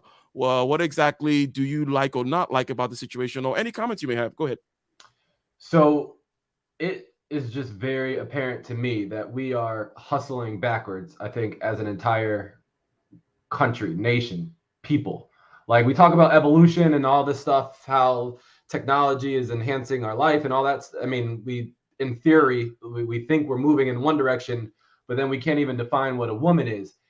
I find it very strange in the sense, in the time span of 20 years, the conversations we would have pertaining to politics would be about, Keynesian economics and how much the government should be printing money, or how, what the private sector should be doing.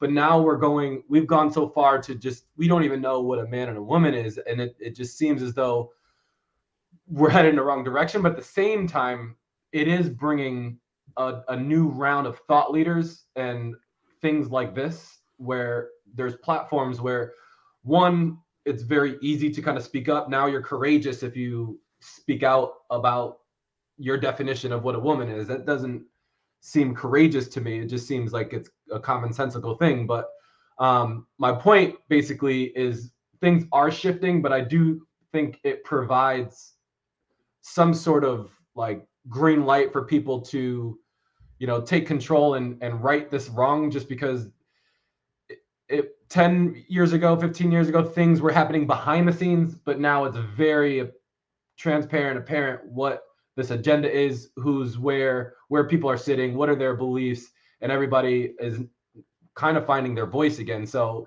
there is a silver lining in it, but the headline itself looks really bad, I think, on the human race. 100%. Makes sense. And there is an idea of, generally history and its cycles. And typically, there's always the next thing that's going to come through, and there may be the birth pains or whatever, birthing pangs or whatever, of a dying particular era. And the woke era is a particular kind of a valley before a society completely crumbles and something new comes out. Okay.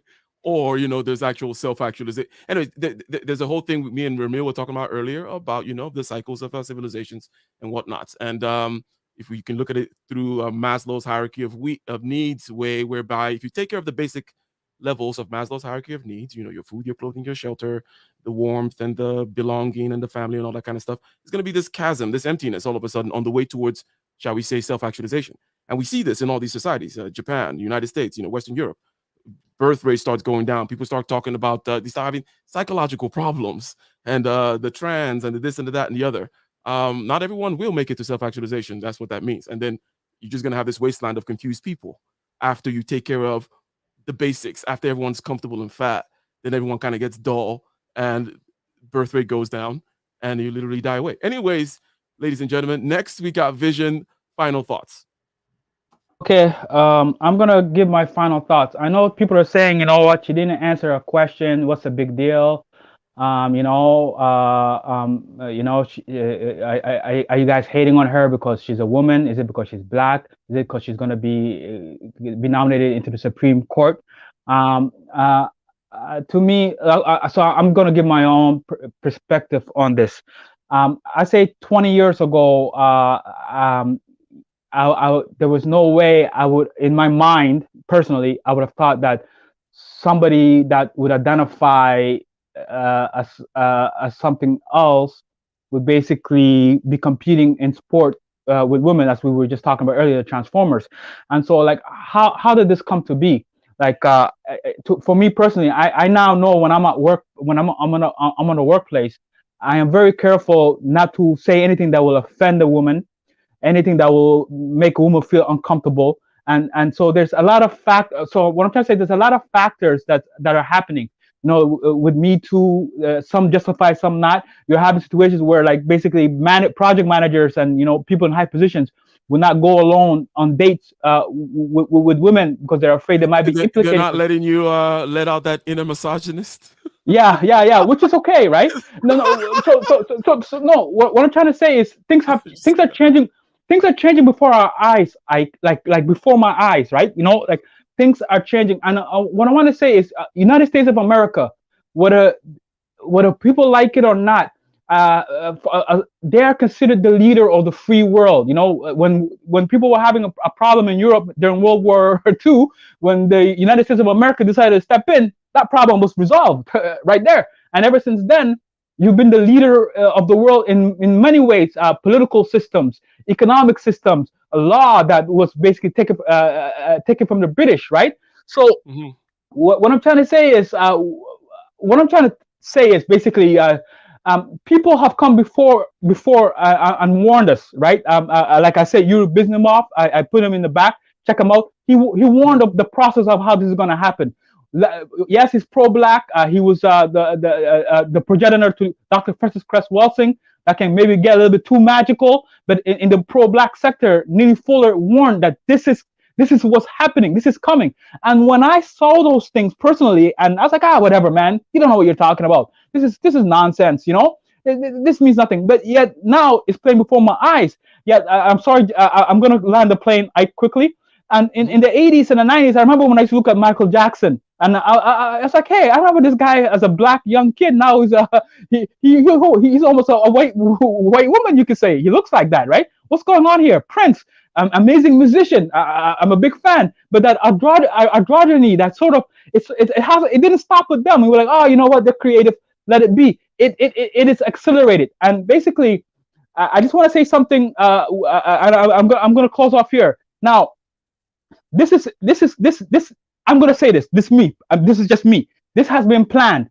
This is 100, 200 years, 1,000 years in the planning, and I'm going to prove it to you. A great man by the name of Zbigniew Brzezinski, who was the former President Jim Carter's national security advisor. This is what he said, and now you got to look into what I'm trying to say is now this phenomenon, this feminism, this the Transformers, the alphabet community. This is not just an American phenomenon. This is not a Western phenomenon. This is going to become a global phenomenon. This is going to be pushed on to India. It's going to be pushed on into China. It's going to be pushed on into Africa. And this is what he said. And cut me off if I'm too long-winded here. This is what he said. Cultural dominance has been an unappreciated facet of American global power. Whenever one may think of its Asiatic value, America's mass cultural exercise a magnet appeal, especially on the world's youth. Its attraction may be delivered from the hedonistic quality of the lifestyle it projects, but its global appeal is undeniable. American television programs and films account for about 3/4 of the global market. American popular music is equally dominant, while American feds, eating habits, and even clothing are increasingly imitated worldwide. The language of the internet is in English. An overwhelming proportion of the global computer chatter also originates from America. So basically, and you also having that accent, you're some kind of not American, so you know this. You didn't need to read a book for someone to tell you the influence, what some call the soft power of the United States, right? So anyways, go ahead. You want me to finish? done? Oh, I'm almost done. Sorry. Okay, so internet is English, and an overwhelming proportion of the global computer chatter also originates from America, influencing the content of global conversation. Lastly, America has become Mecca for the seeking advanced education, with approximately 500,000 foreign students flocking to the United States, with many of its adolescents never returning home. Graduates from American universities are to be found in almost every cabinet on every continent. This lady that's going to become a judge went to Harvard University. Harvard graduates influence the world. So whatever they learn on that educational system, they are going to propagate it. So this agenda is going to be pushed out to the whole world. I could go on forever, but I'll stop there. And just the agenda is here. Enjoy it. And once you see the signs, enjoy it. And one last thing, Zero told us about feminism. And these are the effects. This is feminism when it's basically the Frankenstein, the monster. Now it's basically it's loose and it cannot be brought back in. Thank you. Thank you. Okay, Amber and Fly, final thoughts, last words, sir. All right, so Fly and Amber. you probably gonna be Yeah. Can you hear me? Yeah. So this is probably going to come as a little bit of a shock. I do think she was right on the answer she gave, and this is why. Only if this was the natural intention that she had from the beginning, maybe not by accident answer, right? Because if you look at it from a theoretical framework, I mean, I'm pretty sure she probably read books and stuff, all of that, utilitarian viewpoint, and personal property right and freedom, right to life and all of that. You can see that she gave a prudent answer, right? And according to the philosopher Kant, right, a prudent answer doesn't have to be the right answer, but has to be an answer that takes the future into perspective. So you give her an answer based on what you think is going to happen in the future. So she gave a prudent answer, and she actually really smart. If you really understand or have the diverse body of knowledge that the angle that she approached that answer from, because legally from in a court, if you look at it from a legal perspective, a legal answer, you cannot really define things like a woman unless you are qualified to define them, right? You can't go to a courtroom and start giving somebody a psychological test if you're not a psychologist, right? Or a psychiatrist. So in that aspect, from a legal perspective, yes, it's not a right to define what a woman is. She will go with what the science, the scientific community, so the biologist would say, which is, there's nothing wrong with that. Whatever a biologist say a woman is, that would be a judgment. That's what she's implying. Whatever the science community says. So I think what people are confused about is that they were expecting what I consider a social contract answer, whereby it's popular, right, with the with the crowd, with everybody else, right, the population, what people will think a woman definition should be. There's no scientific, more of a subjective opinion, right? What people think a woman is. If you ask 10 different people, they'll give you different definition on what a woman is. That's a fact. So what is really a woman definition if 10 people will have different definition what a woman is?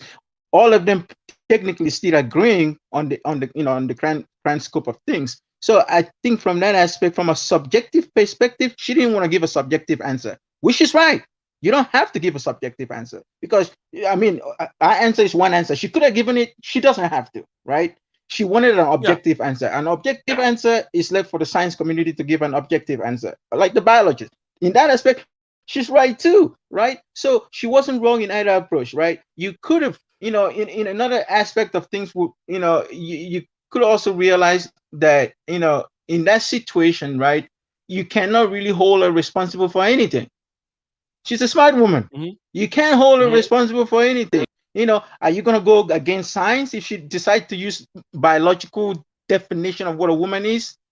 No, nobody's going to challenge that. You can challenge it, but you're not going to win. Science is science. That's it. So to just sum all of this up, was she right? Did she did the right thing? It's not a question of whether she did the right thing. Did she do the right thing by sentencing a pedophile for only to 3 months in prison? Hold on, Dana. You'll get the it's more directed towards him.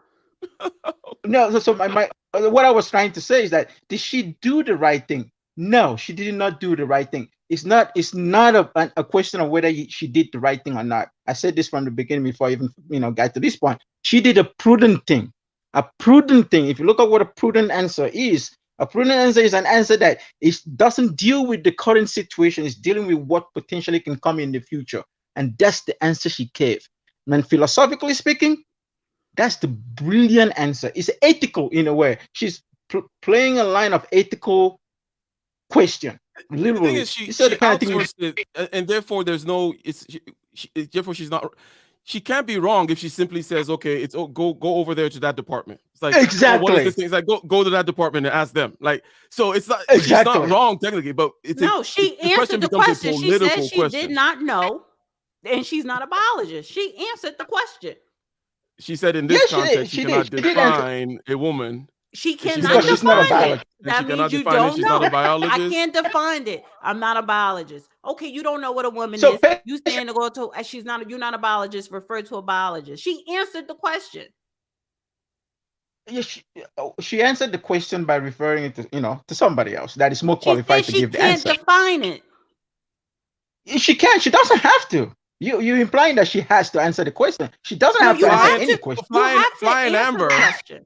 Flying Amber, soon you will Right, learn go that ahead. when you get into to this point, there's a particular point that you get to with Dana that you just gotta let it go. Yeah, No I'm shade to moving Dana, on. no shade This to is Dana, the but thing, but this is the thing. When you are in court, you have to answer the question. You're going to plead a fifth. You can't plead a fifth on a confirmation. she doesn't have to. Well, okay, wait, hold on a second. This Finish is America, up, you know. finish You up don't real have to answer. quick. So Finish yeah, up real quick. so my thing, Yeah. right. So my thing, even if she was in a court setting, right, unless the judge will hold you in contempt of not answering the question, you can choose not to answer the question. But this is and a if the judge is okay with it, confirmation. right. And in confirmation too, people don't have to answer any question. Yes, you do. You can't No, say Well, she you didn't. did not pass. You have to answer the question. No, wait. Hold on a second. Okay, well, No. let's put one basic thing to rest. They can vote you in or vote you out, but you're not on some kind of obligation. It's not like they subpoenaed you and you're, Right. to Okay, kind I of don't give. think You're y'all not in some understand kind what a of trial. confirmation is. It's not even y'all like don't written in the understand what a Constitution or confirmation is. something. When It's you not are even written in the Constitution. It No, just says, this is a advise and consent. confirmation. Wait, hold on No. a second. Hold on a second. The Senate shall advise and consent regarding these appointments. Okay, advise and consent takes many forms. Now it takes these hearings that they come in and they say, "Let me poke and prod you this way." It's not some kind of thing like, "Hey, you must," but you got to play the game because they're the ones that are going to vote, confirm you. But it's not a legal trial where you're under perjury. You have to answer these questions. Like, no, like, because you get asked ridiculous questions, like she got asked, for example, right? You thought the question was ridiculous? Look, I am with you. I'm with the senator, and I thought it was a smart move. But what I mean is, you can get us blindsided with these kinds of, because it can come from the other side too. That's why you ask those questions, because you have to know, if I blindside you with this question, how are you going to reply? I think from especially the Supreme Court, it's not a verbal jousting thing. They go Yes, and write it is. down. Have you Hold ever on. heard? Wait a minute. Have you ever Wait. heard? I know there's Supreme oral Court, arguments. No. Have you ever heard an actual Supreme Court oral arguments? I know, where but hold on one second. Hold on one to second, listen? Dana. It doesn't matter what the oral arguments is. It's about the written opinions, right? No, and it's the vote. not. No, It's not. about the vote No. and the written opinions. Honestly, The oral none argument of us is just up here a is a part of the lawyer or process. a judge, so we Well, can't hold sit on. up here and Therefore, try you to should. trump one another over that. But if you ever listen to a Supreme Court case where people are in front of the Supreme Court judges with oral arguments, what's the black guy's name in the court? What's his name? Clarence Thomas. He has never spoken in any argument, right? He has never opened his mouth. Arguments are not important. He doesn't have to say anything. What are you talking Clarence Thomas, about? you can look it up. Clarence Thomas has never spoken in an oral argument. He's not arguing. It's okay. Oral arguments. He does not have to speak. Listen. No, it's just a formality. It's a written thing. Okay, you don't That's what the understand thing what I'm about. saying. This is how it works. You have two lawyers. They issue they're doing the oral arguments, not the Supreme Court justices. I got you, but she's not arguing. She's just a justice. She doesn't have to say anything. No, just she like can Clarence Thomas ask doesn't have them to say questions. anything. She can ask the lawyers who are presenting their oral arguments. The judges could ask them questions, and then the judges could also give them their testimony. What's the point, Dana? Give them. So the point is, what they say. Wait. So the point is, when this going back to the confirmation, you have to ask these judges the tough questions, because can you handle these tough questions? Do you know how to answer it? What will be your judgment? Are you objective? Do you know how to recuse yourself?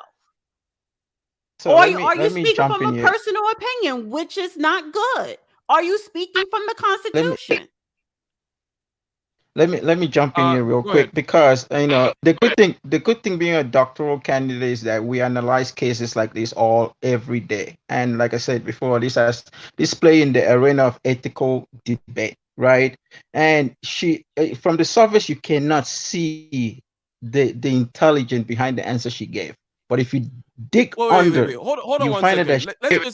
that no one is challenging some Harvard graduate and then that goes through the process of going through all these appellate courts and being the clerk for Justice Breyer. No one is challenging her chops, right? And I don't think that this point here, on that point of, was she smart or not, should be stuck to.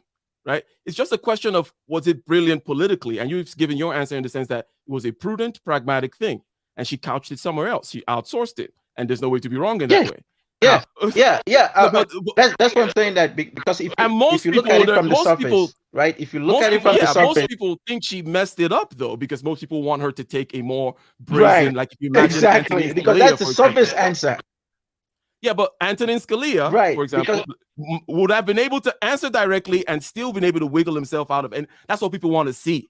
People want to see you, like Dana gave an example. You gave examples earlier. You said contextual definitions and things like that, right? That's what people want to see. So there's no argument between you or Dana. You guys wanted to actually see her play a better dance, but I get your point. You mentioned Immanuel Kant, so I already know the kind of person you are. Because you're making a fine point about exactly. I get it. Because anyways, at the end of the day, you have what you're gonna say. At the end of the day, you have to give a summation of what you think was the outcome of the whole confirmation. And from my perspective, right, this is my personal opinion. I think she gave a fabulous answer, a prudent one. It doesn't have to be right. It doesn't have to be what you and me agree on, but she could have given a better answer, honestly speaking. So that's what I would say. All right. So the real Dana, okay, and Ketanji, like it seems like you didn't know. Were you following her before she got nominated? It seems like you got some real stuff with this lady. No, what I did was when they said they gave a list of potential, when you read a brief description, and then when President Biden nominated her, you start doing the research. And what came up for me was the Lockheed case, to where it was Black people working for this company. I think it was a factory, and it was civil rights discrimination or something. It was I think they got shot and killed, or it was something with a case with the Lockheed Corporation. They won. It's Black employees. They won. I think it was a $30 million lawsuit. Company was willing to pay for it. This woman, she was the federal judge on this case. She did not allow for those people to be awarded their settlement. Right now, so she basically ruled against the settlement. Now they could have went and appealed it, but you're talking about poor factory workers, gotta hire lawyers, gotta pay for the lawyers, gotta go through all of this. So that was the first. And then up until the confirmation, you start hearing about her cases with the pedophile. Right? That came out too. And then that's why you had these senators asking her those questions. She got drilled more so on the pedophile cases than that one question. See, that was the highlight of this whole confirmation, is her judgment on pedophiles. If you are giving a pedophile only 3 months because they were what? Because they were 18 and had maybe 20 pictures of a minor in a sexual compromised position that you had in your possession, and you give them 3 months, he comes out and reoffends again. What's this? How are you? Okay. So your judgment is questionable. What was her reason? And how old was this minor? No, the person who was the pedophile was 18. So she's trying to say it was a young person, and you make decisions when you're young. Blah, I know. Blah, blah, blah. The age of the minor involved. No. The victims, they were children. So it doesn't even matter if you're under 18, you're not an adult. And if you don't have Dana, no. Let's not play that game. No, I'm not playing no game. I'm telling you the facts. This man had possession of children in sexual compromised positions. Hold on a second. I'm just trying to stop you from. You're not just going to say that thing of. I get that you have a train of thought going on here, but let's be subtle that there is a difference when with ranges of ages, right? You can't just be like, oh, all the way from baby to 18 is this. Wait, what are you talking about? What are you talking about? You said it doesn't matter as long as you're under 18. No, what are you talking about? I said this woman and her track record of judgment. I'm asking what the age is, and you're just telling me it doesn't matter. The age of who? The victim? The victim or the defendant? Victim. They were under 18, Now, they did not give a specific age, but they were young children. Okay. If they were 17 and you had a video, whether it's a girl or a boy, in a sexual compromise situation without their consent, that's a problem. But in this case, they were younger than 17. They were children. Her record of judgment is questionable. When you give a light sentence for pedophiles, 3 months, and they come out and they reoffend, that is a problem. You are siding with the LGBTQAI agenda, who are trying to categorize pedophilia people as a sexual orientation. That's the problem with number one. Number two, ask the question, what is a woman? You can't define it. You want to go to a biologist. You're also siding with LGBTQAI.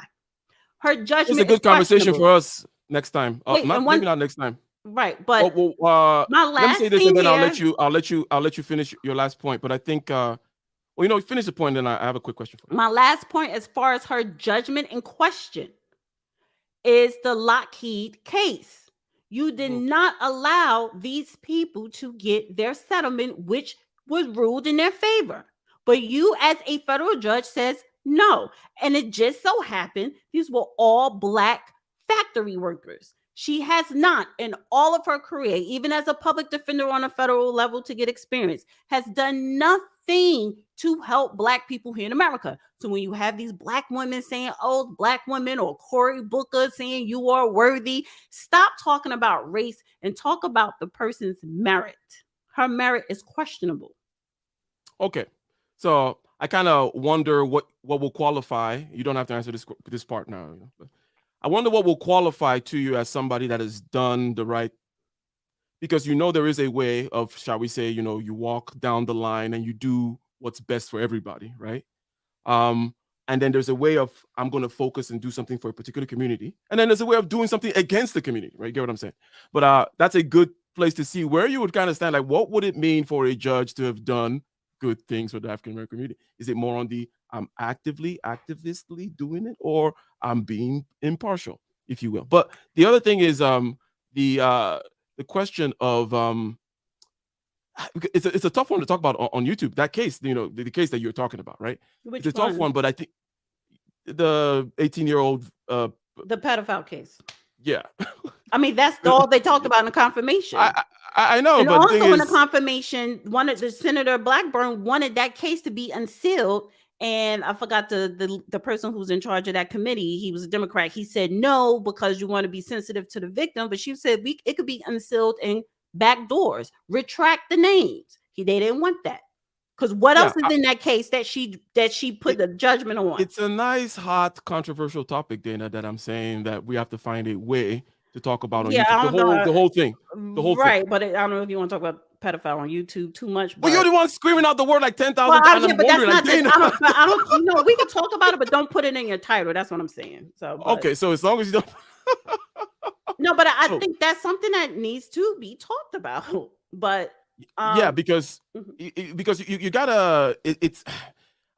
Let's not preempt the conversation. But some people there are questions that are out there. Like, some people are like, hey, is it a congenital thing, as in you're born that way, cannot be changed? And I think the science has kind of settled on that. Hey, those urges are there. They're there. Nothing can be done. So therefore, whenever you hide things, we all know how it tends to happen, right? Whenever you don't look at it, talk about them, or understand it, it tends to metastasize and become a bigger problem than it should be. So I think that there are ways of actually looking at it. Okay, if it's there, then what should be done about it? What are the mechanisms that can be taken? What is and is not those kinds of things. But anyways, ladies and gentlemen, I think it's been a great conversation. Can I just answer the question on what a woman is for everybody to be clear? A woman is a female with a female reproductive system. If you are not born with reproductive eggs at birth, women are born with 1 million eggs. When they go through puberty, 300,000 remain. They get to 300 and 400 will be ovulated during a woman's reproductive lifetime. You're not born with eggs, honey. You are not a female. You are not a woman. Period. Shout out to Red Sings the Blues. Leah Thompson don't have eggs. Leah Thompson don't have reproductive eggs. They're coming They for. can't inject her with reproductive aids. They're No. coming for your eggs. D also super chat. Like, you know, I missed a couple of them while the party was going on here. D, $20 super chat. Thank you very much. Always supporting, always appreciated.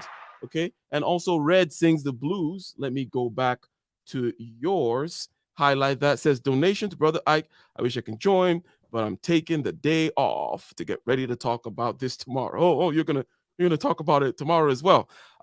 So always fun, Dana, with the controversial topics and the anyways, I'll give you a summation of that thing that you do when that you know that you do What?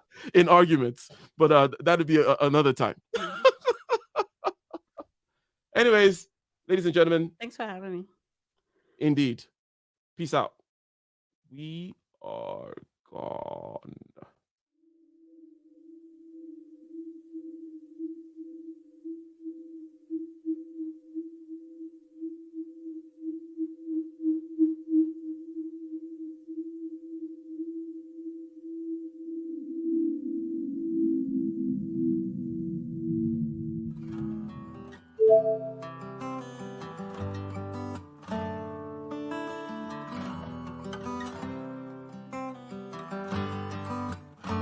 In the den of iniquity, vicinity no pretty, calamity fi hit we any moment, what a pity. Tomorrow never certain, what was behind the curtain, the face of evil lurking with that shifty eyes averting. It's not a steady bubble, that either pop or topple, many will fall and stumble, let the dozers gather rubble. From LA to Colorado, Guinea to Burkina Faso, cannons could reach the towers and the troops will storm the castle. I say, run, come, make we get it. Because the peace that is bestowed upon the meek is overrated. So run, come, make we get it. Calling all your daughters and your sons, we come forget it. I say, run, come, make we get it. Because the peace that is bestowed upon the meek is overrated. Lord, run, come, make we get it. Calling all your daughters and your sons, we come forget it. With the rubble steady rising, and hearts are compromising. Convictions here are stifling, making evil appetizing. The fists are steady forming, and countenance is falling. Defenses are withdrawing, possibilities are falling. In these circumstances, evil will make advances. Pick up your sword and lances, and be sure to take your stances. Victory is never promised, the battle is upon us. Gather the brave and honest, and the righteous in your corners.